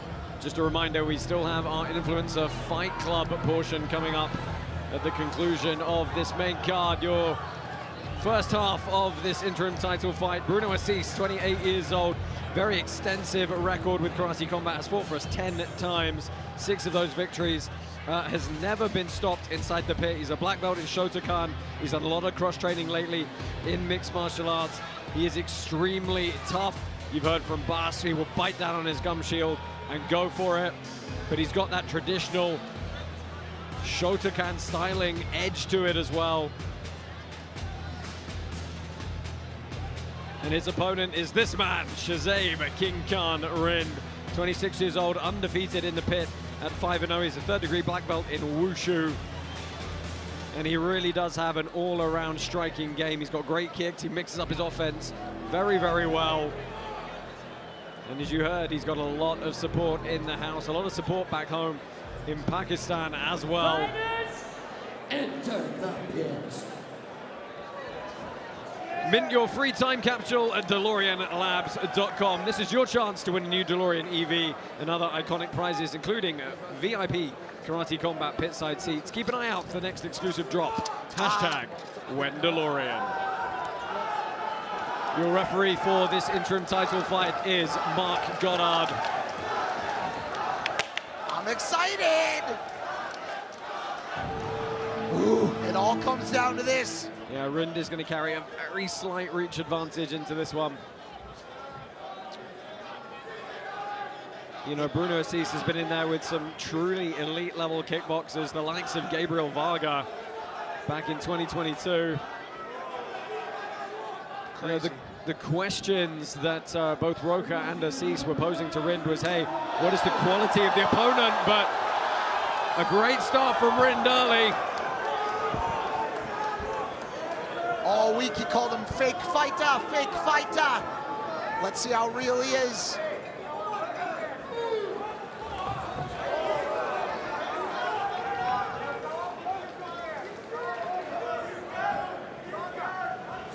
Oh, big left. Yep. That's that blitz, that traditional Shotokan blitz entry. First to the punch. Oh! Big right hand from Bruno. He follows up. Rind manages to recover. What a chin the Pakistani has. Oh, but Bruno Asis first to the punch twice. Whoa, whoa, whoa, whoa. Yeah. Asis. Oh, again he lands the left. My God, Asis has his number. He's got his number. The question is, can he keep doing it? Again on the blitz. Rind does a good job of nullifying and slowing this time, and that's good defensive work. Very good, especially because they're not sweating yet. He can't slip out. Smart from Bruno Asis. I mean, at this point, Rind's got to be rethinking this whole game plan. He cannot attack with his kicks. He needs to start attacking with his hands. His kicks are getting countered. Yeah, Rind actually looking a little bit nervous for a second. Yeah, 100%. He's blinking a lot. Oh, again, the left land. Man. And a right. Yeah, shoots a big double. It's a big pickup. You can't do that, though. You can't commit directly to a double leg. You cannot step in a double leg. This is a hard warning. You do it again and take a point, okay? And that's his final warning as well. We have never seen Rind like this before. Never. Never. Oh, and it's a right. Oh, Asis swarms again. Trying to get some hammer fist. Oh! What a kick from Bruno Asis. The Brazilian is pushing forward with 30 seconds left. Wow. We said it. Is this going to be a 10-8 boss? Yeah, the White Dragon is hungry. Whoa, he connected with some good shots. The look on Shazab's face right now is shock. Oh, again, Asis tries to close. The blitz has been working for him so well. Final 10 seconds. And I think they're just going to see this one out. Rind is going to go back to his corner, and Rind He's is going to the wrong corner. Oh, this is not good.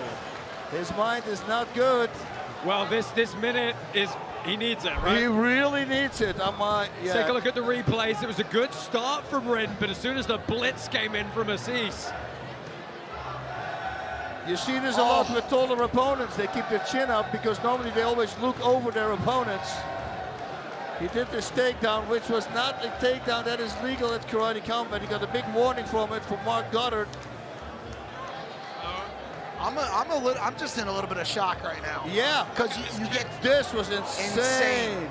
Because you get so used to seeing Rind in such a dominant. Yep. I'm shocked that wasn't a knockout.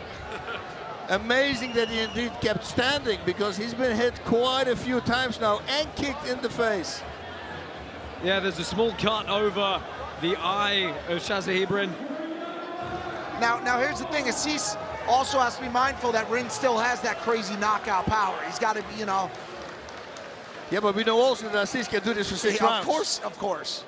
Yeah, the question is the blitz still going to have...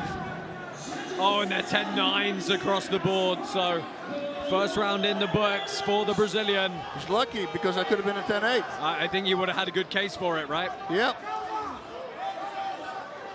It's just so weird to see Rind moving backwards. Yeah, we've never seen it. I have a feeling he's going to pull a lot of creative stuff out right now. Well, if he can survive this and come back from it, that says a lot, but that's a hard one because Asis... Oh, man. He's got the momentum. It seems like any time Rind goes off center for a kick, Asis is going to go straight down the pipe at his face. There's the blitz again.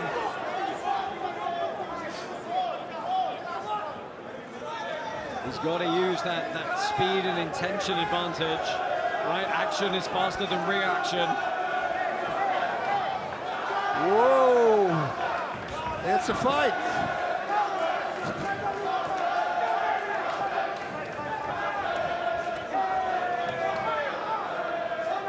Well, Asis is backing up a lot here. He's breathing a little heavier too.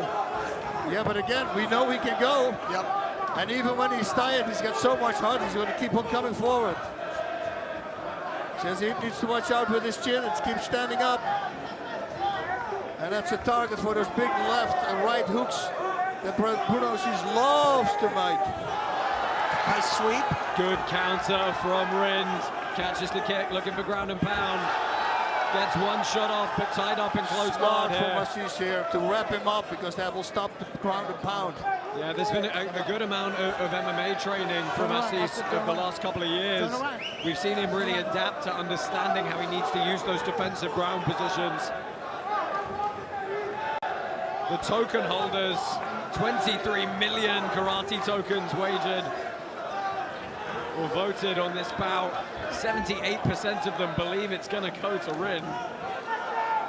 Well, they're being on the edge of the seats right now. Yeah, a little bit nervous. Yeah. But you're right, Asis is breathing a little heavy though. Yep.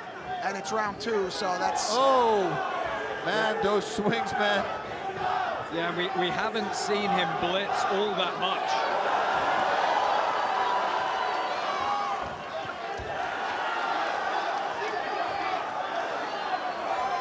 Good posture from Rind.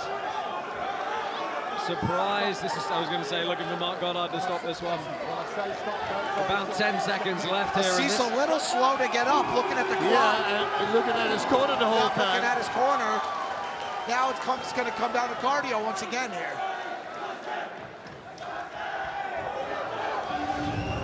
Wow, guys. Well, neither of them heard the end loud of round. in here. It's very loud in here right now. Oh man, the people are insane. I think everybody's Here's the thing, guys. Do you think there's just a little bit of momentum and zip has gone out of Bruno Asis in this second round? I think so. I think he felt that it was near, and after that kick to the face, and then he still get up. You know, it's hard because he gave some really hard shots. I mean, any normal person would have been down, right? I mean, that was nice there. Apparently, Byron, nice elbow. You guys can't see it on the program when we look at the replays. Bruno Asis is really taking some deep breaths in the corner. He hasn't chosen to sit down, Bas. Probably by design. Sometimes sitting down can give you that restful feeling. It's like not always the I'm not a big thing in sitting down. Saying. Yeah, no, you want to keep the body loose, limber, yep, awake. But he is breathing. He is breathing heavy, dude. Yep.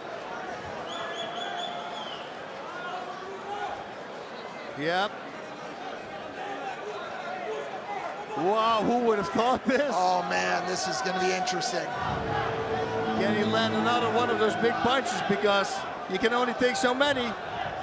Yeah, he's looking tired, and Rind is looking ready. You can see in the live scoring, we're all square here at 19 apiece. All three judges giving that second round to Shazab. Oh! Big ground and pound from Rind here. Looking to be the first man to stop Bruno Asis. Well, good luck with that, but it's looking good. But still, we're talking about Asis. It's a horrible position to get stuck in. It's very hard to maneuver your hips in the corner of the pit there. What the hell? Shazab thought the fight was over. Turn around, fight. Oh, it's a fight. It's the dog fight.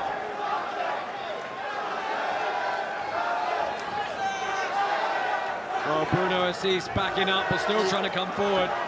Big knee, good response from Rind. Oh, you don't want that. over. Yeah, this is got to be careful, willingly going to the ground in these positions. He's got to watch out though, because he never fought 5 rounds. You don't want to empty your gas tank. Because those punches are not going to knock him out, but they take power away. You pick your shots. I mean, oh, he's saying that Bruno has got to move, and he tries to turn in on a single leg. I think he's done enough there to find some respite. Yeah, Asis is tired. He's tired. Oh, he's got to answer the call here. Oh, God. We've never seen Asis this winded. No. Oh, It could have been one of the body kicks that he got underneath. Yeah, what he's got to do is avoid going to the ground at all costs, really, because Rind's got his number with the posture and the ground and pound. Knees to the body. If I was Rind, I'd just look for a takedown here. He's doing it. Well, this could be the end here. It's good posture from Rind. Standing, throwing these strikes. Asis has got to get out of there. He's got to get out of that corner. It's so hard to move in this corner. Oh, and that's going to do it. Shazam Rind is the interim lightweight belt holder. What the heck? Oi, oi, oi. He needs to go back to the drawing board, though, because that cannot happen. Whoa. Wow. He had to come through some adversity there. Been tested. Wow. Wow, Asis though, man. Wow. He was pointing at his body, so maybe it was a body shot. Wow, what a flip around, right? The whole country. After the first round, when he came up, I said you scared me a little bit there. He goes unexpected. That's what he said. Yeah. So clearly he was a little bit surprised by Asis's attack. Let's take a look at some of the replays here. Yeah, he's carrying his whole country on his shoulders. He refused to go down. Yeah, I mean, he ate some shots in that first round.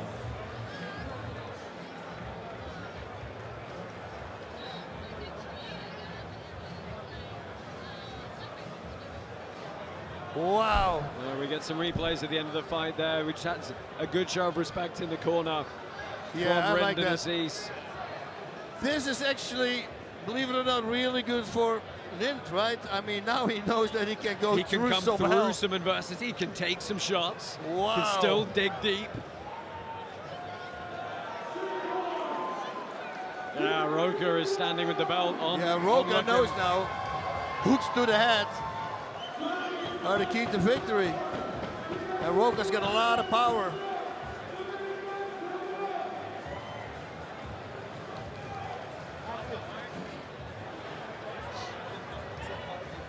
Wow.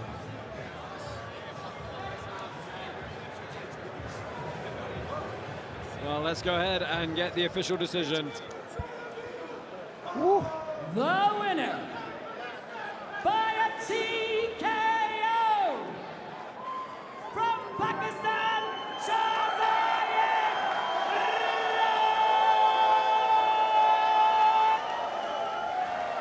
Wow. Yeah, he needs to fix that hole in his game because Roca is a power hitter.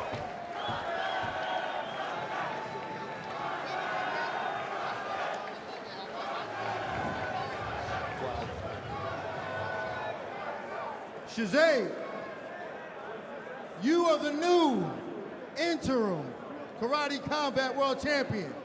But we didn't know you had that dog in you. First of all, Alhamdulillah for everything. I'm nothing, God give me everything.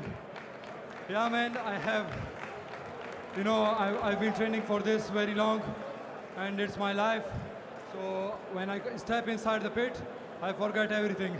When I'm here, I'm prepared for die. I can be die here. I will never give up. But that first round was tough. Talk me through that. You got dropped a couple of times. What was going through your mind after that first round? Yeah, first round I got hit. It was very hard hit.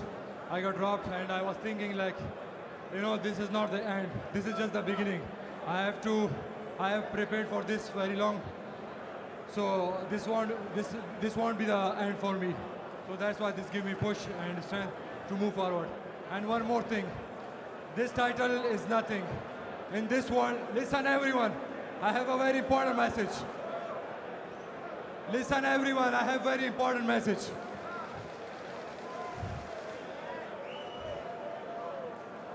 This title is nothing. In this world, there is a lot of wars happening.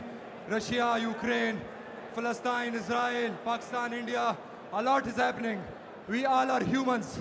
Why we are fighting? We have to stop this war and we have to promote peace.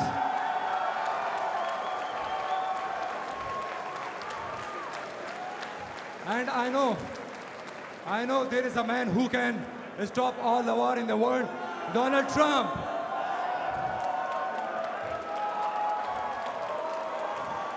All right, Shaz, I get it, man. We want peace. But before we have peace, we need to unify these belts. The man right there holds. Hey, Donald Trump, I know in 2024 you will be the president, and I want you to stop the war in all the world. Thank you so much. But we can't stop this war right here between the current champion .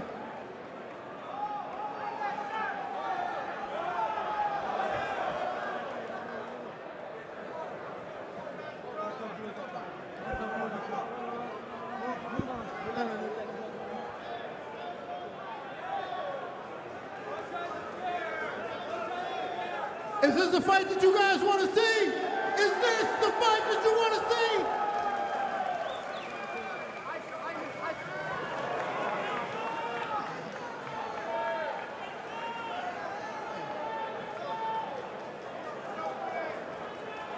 Ladies and gentlemen, make some noise for your champion, Shaz. Wow. You know, if Shaz would have landed a head kick in 30 seconds and dropped Bruno Asis, that would have proved us nothing at all.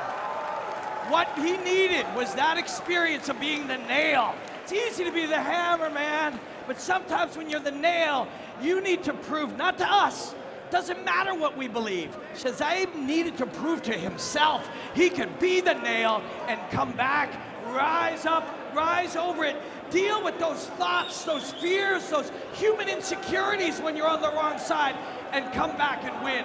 He now has that experience, and he will carry it with him when he faces Luis Roca.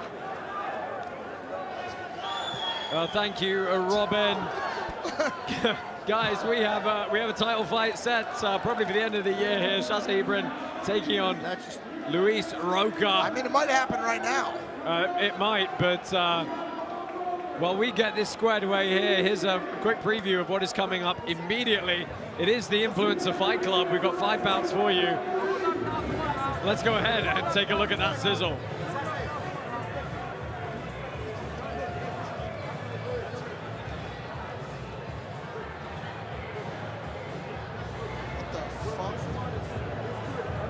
Well, hang on a second, because I think President Asim is trying to smooth the waters over here to say the injury to Luis Roca is legitimate. He appreciates you're a legitimate challenger. Wow. That's what I'm saying. Right now, Roca is hurt. No more touching. We want the best Roca possible. This will be the biggest fight in karate combat history. These two martial artists are phenomenal. We want 2 healthy fighters in December. Well, get them out of the fucking pit then. Yeah, well, at least they shook hands. They're going to keep pushing each other. Apparently, we've reached an amicable ceasefire for the time being. Guys, here's a sizzle of what's coming up. It's IFC time. We're going to have some fun.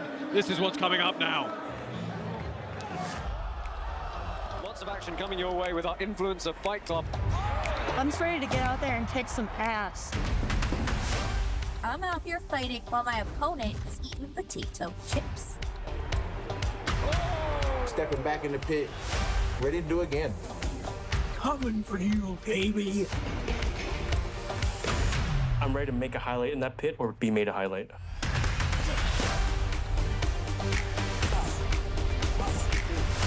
You're not entering a ring, you're entering the pit. And you're gonna need crutches to get back out. I want to turn her into a chicken nugget. See you in the ring.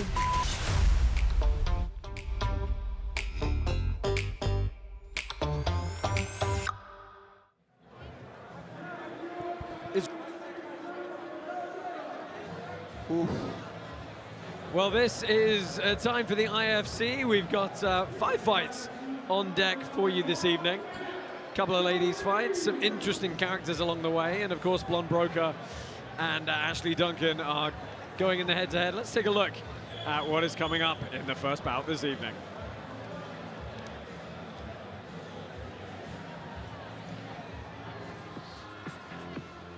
He's got to start. He's got to start talking, otherwise the people. There we go. If you would have told me that I'm going to be in an influencer fight, what? No. What's up? I'm Jenna. I'm just ready to kick some ass. What up, guys? Young Snack here. This is gonna be an epic match. I just don't think she's ready, you know? I am absolutely ready to kick Jenna's ass. She's been talking a lot of trash, so I can't wait to just absolutely spill her blood everywhere. You're not gonna be able to reach this dub, baby girl.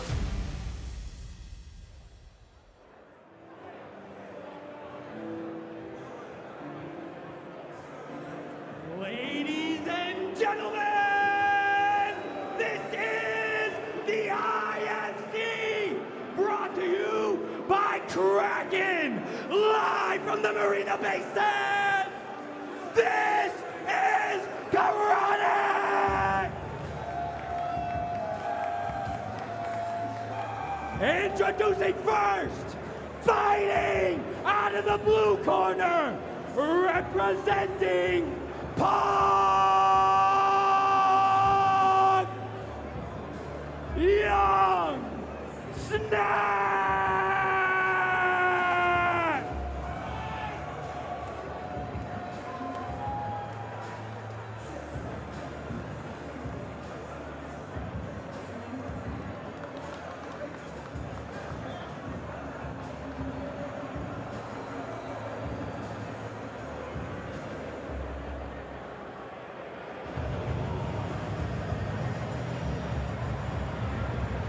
And introducing her opponent, fighting out of the red corner, representing Morgan Cypher! This is Jenna!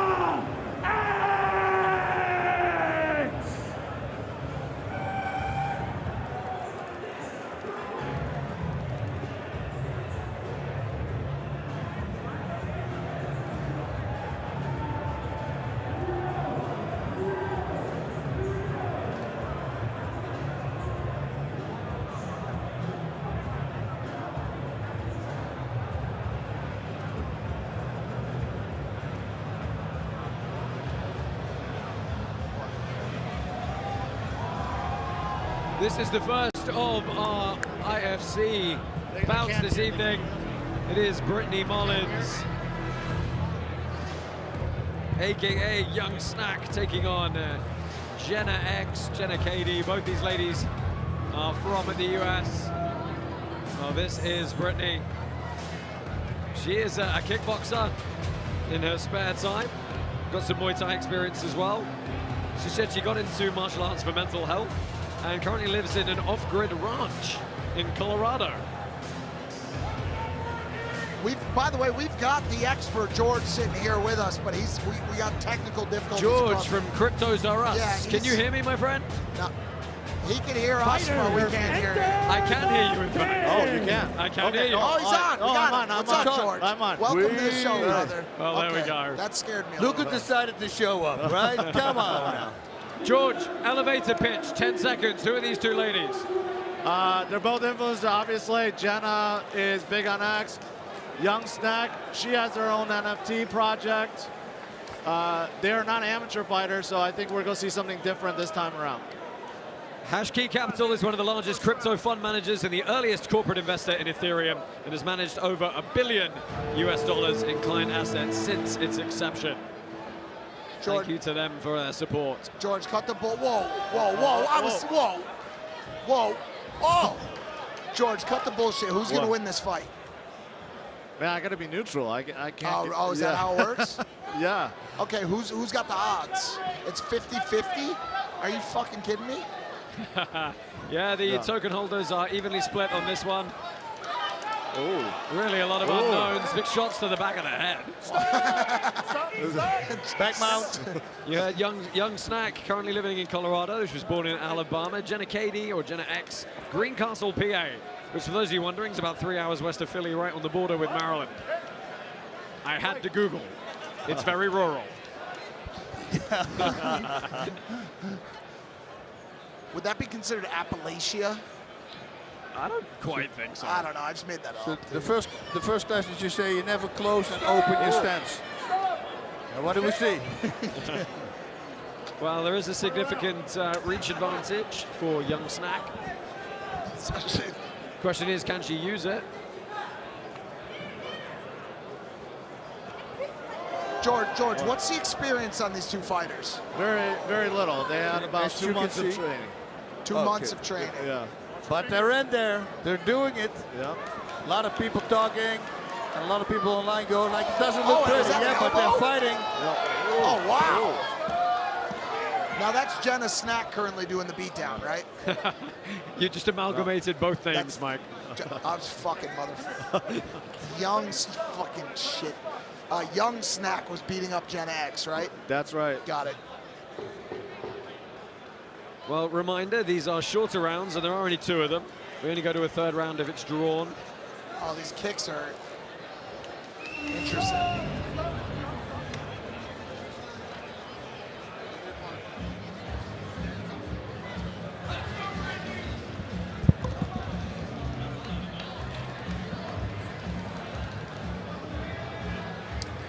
Well, that about does it for the first round. Not entirely sure what to make of that first round. Yeah, Do we have any thoughts on who got the better there? I think their inexperience showed in this fight, but they gave it their all. They didn't have much time to train, but they're here to prove it to themselves and their project. Well, don't worry, they've got another 2 minutes to go as well. George, how much of this hatred and violence is fueled by the current, what some are considering bear crypto market? Obviously, it's been a rough couple months here for the crypto community. Right. Are people pissed off? Do they want to hurt each other? I don't think it has to do with that. I mean, we're here at Token 2049. It's like the biggest crypto conference, and there's tens of thousands of people here. So I don't think it has to do with that. I think these girls just want to prove it to themselves that they could do this. When I tell you to stop, you stop. You understand? In your corner. Young Snack's got the look of just insanity in her eyes right now. I've been around people who smoke meth. I'm not saying she smokes meth, but she looks crazy. Oh, we gotta stop. Oh.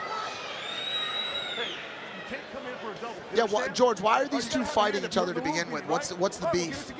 Well, as Josh alluded to, young Snack, she was going through some things in her life, and she's trying to improve with this fight. And you know, again, she's trying to prove it to herself and her community. Jenna, just like, she's been asking to fight for a long time. So it just kind of serendipitously came together. Yeah, exactly. Got it. Well, we've got a minute and a half left here. Ooh. Not a bad. Ooh. A little bit off balance the cross attack. Oh, wow. But Brittany ends up on top after that exchange. Young Snack looking a little bit confused now. Jenna X charging forward. Yeah, they're really ending up in a lot of clinch positions, which is kind of what happens when you have inexperience. Yeah. You just end up getting crowded, fight goes to the ground. Bit of fatigue setting in to Young Snack, perhaps. Young Snack is looking like she could use a snack.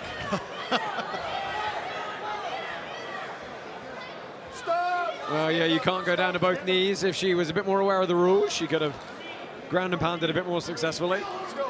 Wow. Young Snack is really tired right now. Well, I mean, if you've never done this, the adrenaline dump. For sure. The environment. Yep. Wow. Oh, this... Man. Well, there's only 15 seconds left, so a good chance she does see her way out of it. Jenna X is saying, fuck a snack, take the whole meal. Say, why waste time on snacks? I'm going to give you an entire entree right here. Well, that is the end of the bout. Unless it was a draw, we will be announcing a winner. Some of the replays, it was actually a good cross there, but she over-rotated, lost her balance. You know, it's really wild coming off the Shaz fight and right into this. You know, it's almost like we enjoy the juxtaposition sometimes. Yeah, for sure, dude. What?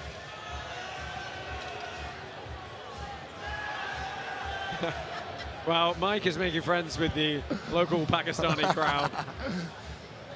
Apparently, we have a draw between these two, so we are going to round three, which I got to say, Mike, probably doesn't bode very well for Young Snack. Oh, is this thing still going? We got another round. Shit. All right. Well, I could use a snack myself right now, to be honest with you. Just start moving right now. Don't let her take you down. Just move. Jenna X is ready to fight. Young Snack is... I think she just seems surprised, so she's got to do another round. She's going to come straight at you. Move. Young Snack getting yelled at by her corner. Yeah, she's going to come straight at you. He's fed up. He's fed up with her bullshit. That's because he flew 16 hours to be here. 48 hours.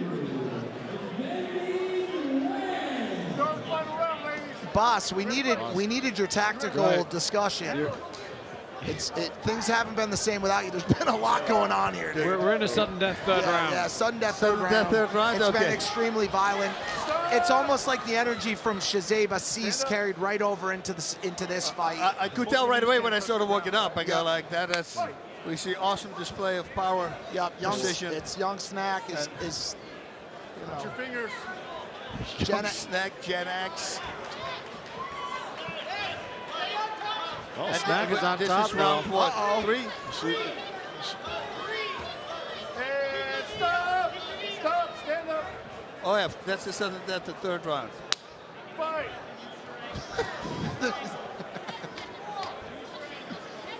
Ooh, going for the sweep, looking like an Adam Noy right there. Noy actually in the crowd watching on right now, trying to see if there's some new stuff he can learn. Yeah. Some windmill technique. We're going to see this one out. I think it's probably going to go the way of Jenna X. Yeah, Jenna had more aggression, for sure. Yeah, got on top of Young Snack a few times.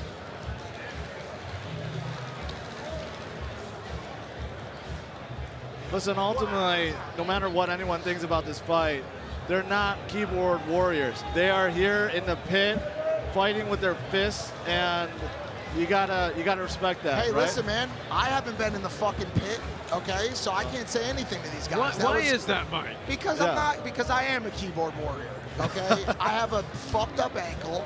I'm pushing 40, and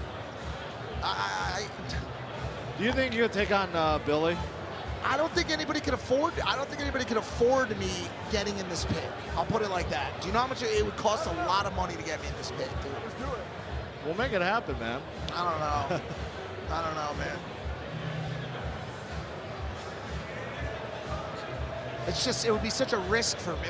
Maybe you put me up against Jenna X or Young Snack, maybe.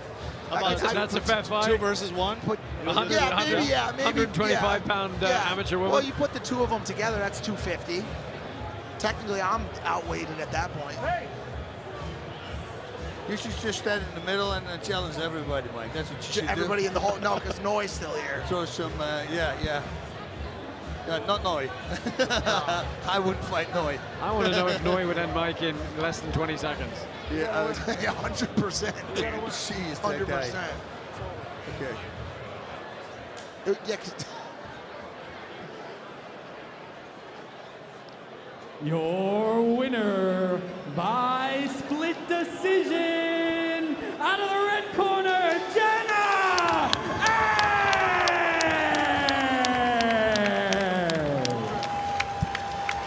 Does she have a tattoo of loudmouth on her back? I think it's a sticker because I Oh, saw sticker. some more Yeah, it's a people with sticker. walking around. Hey, you know, I got to give it up to Young Snack too, though, because she came out strong. I think she just had a little bit of, needed a little more cardio work. Yeah, fatigue got the best of her there. Let's get a word with Jenna and Dean. Jenna, that was absolutely amazing. Oh, wow. How do you feel Liar. about such a gutsy performance? Like a dungeon dragon.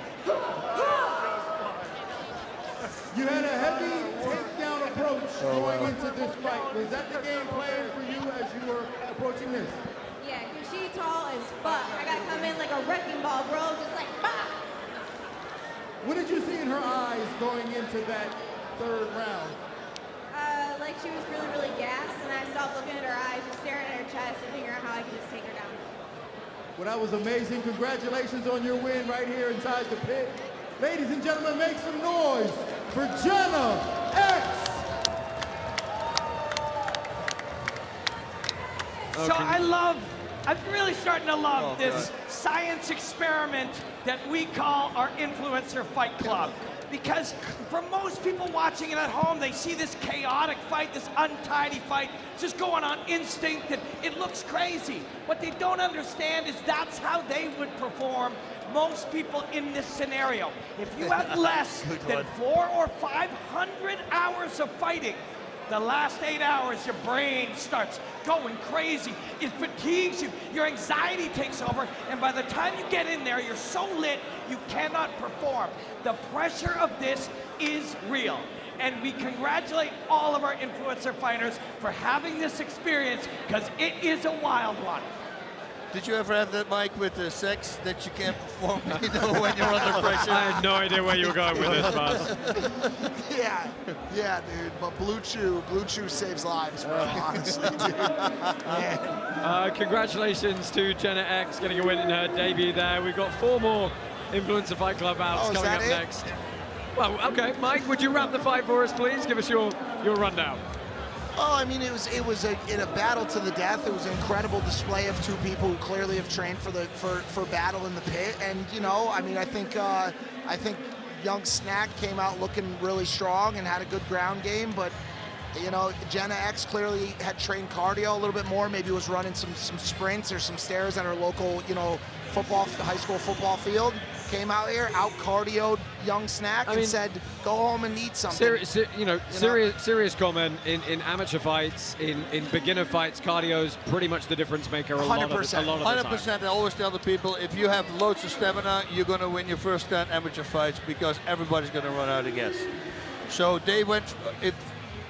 If you have stamina problems and you're a white belt instead of starting with a black belt, what do you end up then? Like George St. Pierre's terms. As a white belt. No, because what is different than white? Oh, sorry, as a sub-white. Maybe the opposite direction. Okay, yes. A grand dragon.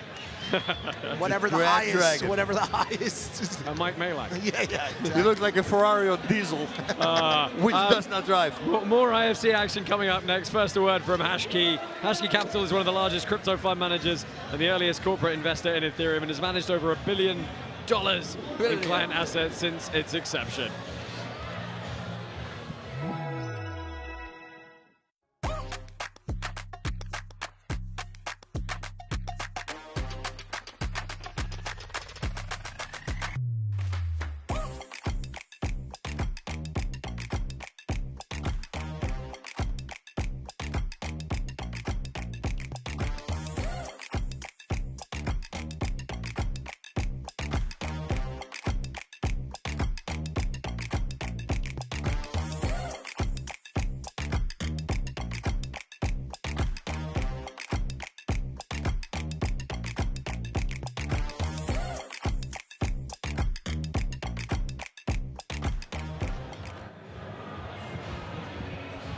Welcome back to IFC 4 here at Karate Combat, the Marina Bay Sands and Token 2049. This is a catchweight fight. It is Shiny D versus Bama. Bama, I like Bama. Bama's someone we've seen before, super friendly guy. Yep. Bama has been so disappointed since his loss to Phil. So he wants redemption, I know. He's been training hard for this fight. Shiny D is a wild card. Like, I don't know how he fights. But we'll just say he's high energy. Very, very high energy. He's high energy. He's hilarious at the weigh-ins, at the press conference. Yes. And he's got his special juice on hand, I'm sure. That's what he was talking about. And he was talking about what he did for work, and I go, okay, you can stop talking now. I have to remain neutral. I have to remain neutral here as much as possible, but I did say some stuff about Bama sliding down into the pit last time, so I'm gonna support Bama tonight. And Bama, I have a T-shirt like from Bama as well. As do I. Bama's a great guy. He's bribed us all. Well, I mean, Shiny D didn't give me anything. Yeah. He didn't give me no T-shirt. Okay, let's go ahead and roll this one. This is Bama and Shiny D. Bama back. I'm not a fighter. I do jiu-jitsu. I'm a purple belt. I had a great fight in Nashville at IFC 3 with Phil Russell. Stepping back in the pit against Shiny D. I'm just going to have fun. That's what I'm there for. I'm not a fighter. I'm a f***ing content creator. I came here to flip coins and kick some ass. All out of coins. Training my ass off, dude. Coming for war, brother. Also, I hope Boss Ruben still has my shirt. I gave him a shirt. Bama. I'm coming for you, baby. Some people want he fights against smaller people that they think they can beat, so.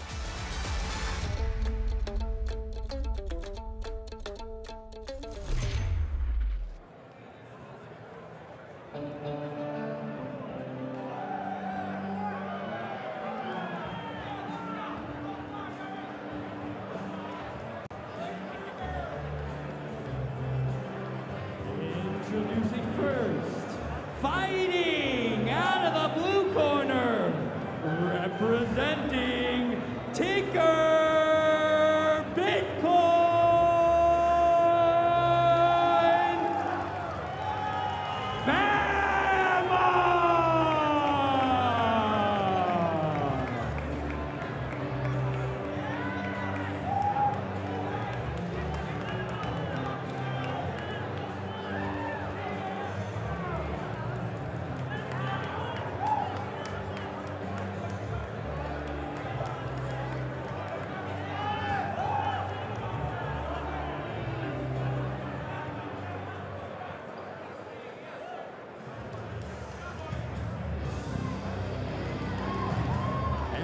introducing his opponent, fighting out of the red corner, representing Osaka Protocol,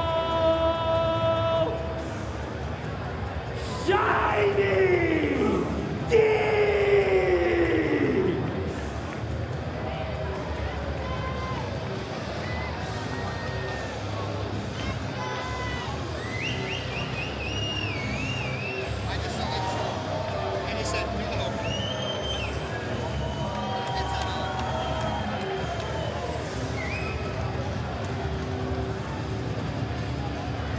Kai-looking outfit, sleeves off. Shiny looks ready. I can appreciate the style. That's at least we got that. And he can dance. But normally it will be naked, I guess. That's what his job was. If the VT's anything to go by. This is Bama, 39 years old. He was defeated last time out against Phil Russell in Nashville back in July. As you heard, he is a legitimate martial artist, but in jiu-jitsu, where he holds a purple belt. Which is pretty good. I'd say, yeah, absolutely. Yeah. Especially his flipping 6'3" frame. And this is Shiny D, 35 years old. Don't know a whole lot about him, I've got to be honest. George, what's Shiny D up to? Traditional influencer, into memes, representing his project, but again, he's a wild card. He's like, what does that mean? What does it mean? What do you mean? What is a traditional? He shields a lot of coins. No, but That's what was his first influence? He's spinning around. He's been around. Let's just say. From beginners to seasoned traders, Kraken facilitates quick and convenient crypto transactions with card purchases, custom orders, and daily market highlights. Buy, sell, trade more. Kraken.com. All right, let's be honest. I mean, we're already seeing a much different fighting style than Young Snack and Jenna X. Here, I mean, this could be a KC fight. Yeah, Shiny D going to work there. It was a good attempt on the throw from Bama. Didn't quite get the rotation he needed. Whoa, Shiny D is throwing. Oh, he could get launched there. I don't know, Shiny D's pretty grounded. Oh, look at the aggression. Oh, yeah, good knee on the defense though. Let's see how long he can keep that up, because the adrenaline, the cardio. He's carrying a decent amount of muscle mass. He's kind of already breathing. It's kind of a little bit heavy. And then Bama's looking light on his feet. Here's Weathering the Storm, jabbing around there. Little ollie action, nice short little uppercut. Very slight favorite is Bama, with our token holders voting this evening. Well, he's got the experience. He's one fight ahead. Yeah, but he's got 4 more minutes in the pit. And you know, he actually, I think being in there one time does make a big difference. Yeah, it certainly does. Well, Bama getting a bit of top position here, looking to reap the leg out. That was nice. Sweep the leg, Johnny. Climbed a mount.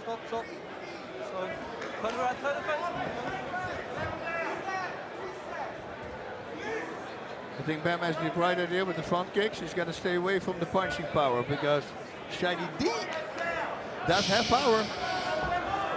That was nice, little blitz, moving forward. Closing seconds of round number 1 here.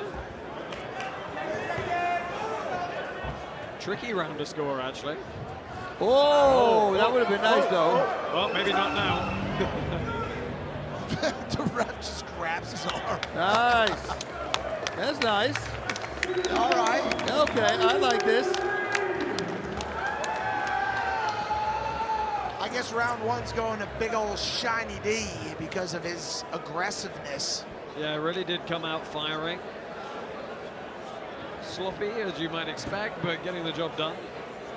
But let's see how he kind of holds it together from a stamina standpoint, because, you know, a good friend of mine by the name of Logan Paul, who kind of looks a little bit like Shiny D from a physique standpoint, he would get a little tired sometimes. He would start breathing real heavy. You know what they say about a winded fighter? It can turn a black belt into a what? Just fucking forget it. It doesn't work, see? It turns a white belt into what's below there. A Grand Dragon. Well, Shiny D did get the nod on the judges' scorecards for that opening round.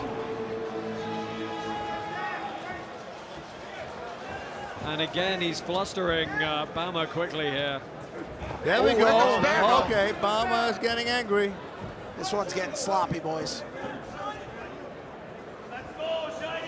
And the ground and pound, I think, goes to Shiny D, because he's got a shorter reach. Therefore, he has more power in his hands, since his arms can travel longer than his opponent. The crowd is on their feet right here at Singapore Stadium. Then again, everybody stands. There's no seating position. Well, Shiny D doing some good work from the top here. Standing room only. Kind of in control of this one. He's been using a lot of power to get on top, and that was actually tactically a good knee. Very nice knee to the body as well. We haven't really seen IFC fighters use their knees at all. No, it's more of an advanced technique, but when your opponent's in that position, it's a really good option. I got a punch from the back. If you're in that position, somebody's turn, this one shot fight's over. I think if I introduce that to the world, people are going to go, that's legal. I go, that's legal. And that's a scary shot. Uh-oh. Principal's office. What did you do? Well, he's taking a point for an intentional elbow. Wait, this is technically an amateur fight, so elbows, I believe, are not legal. Oh, good left.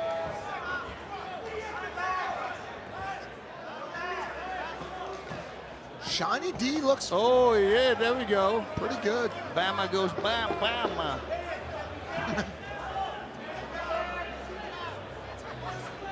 It seems like Bama's reach is not really helping. Liver, look, he feels it. That was a liver kick.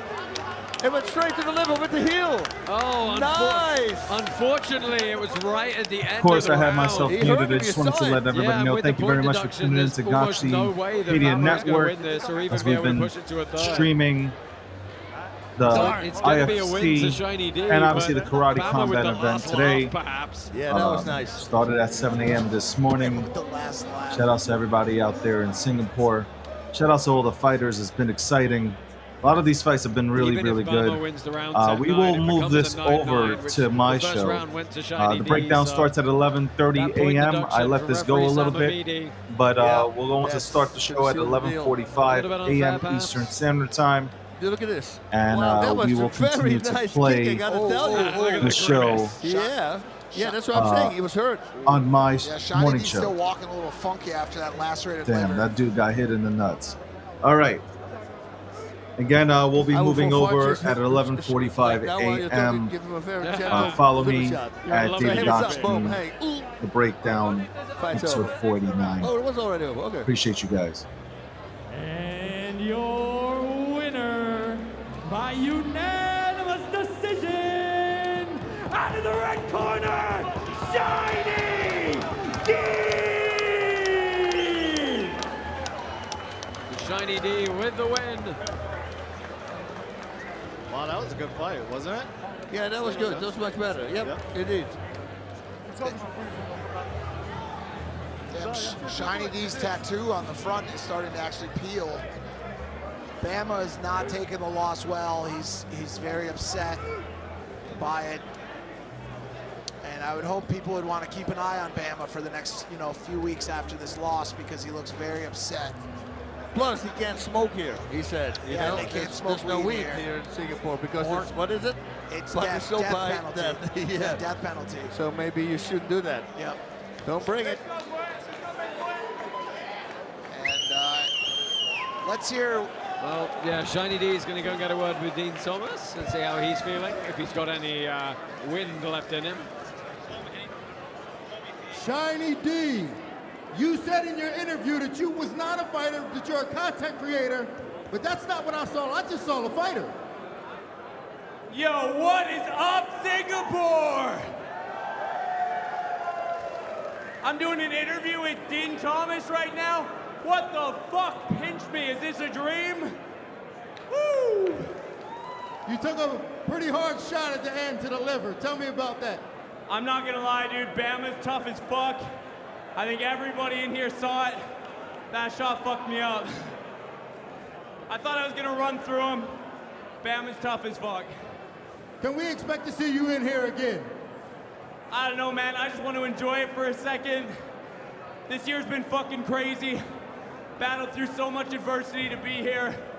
All I'm gonna say, guys, if you're not in the place you want to be in life, keep fucking working.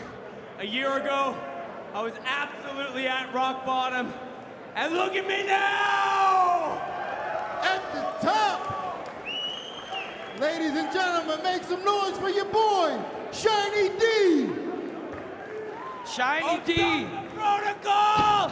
Ryoshi, cult of the Black Sheba, let's fucking go!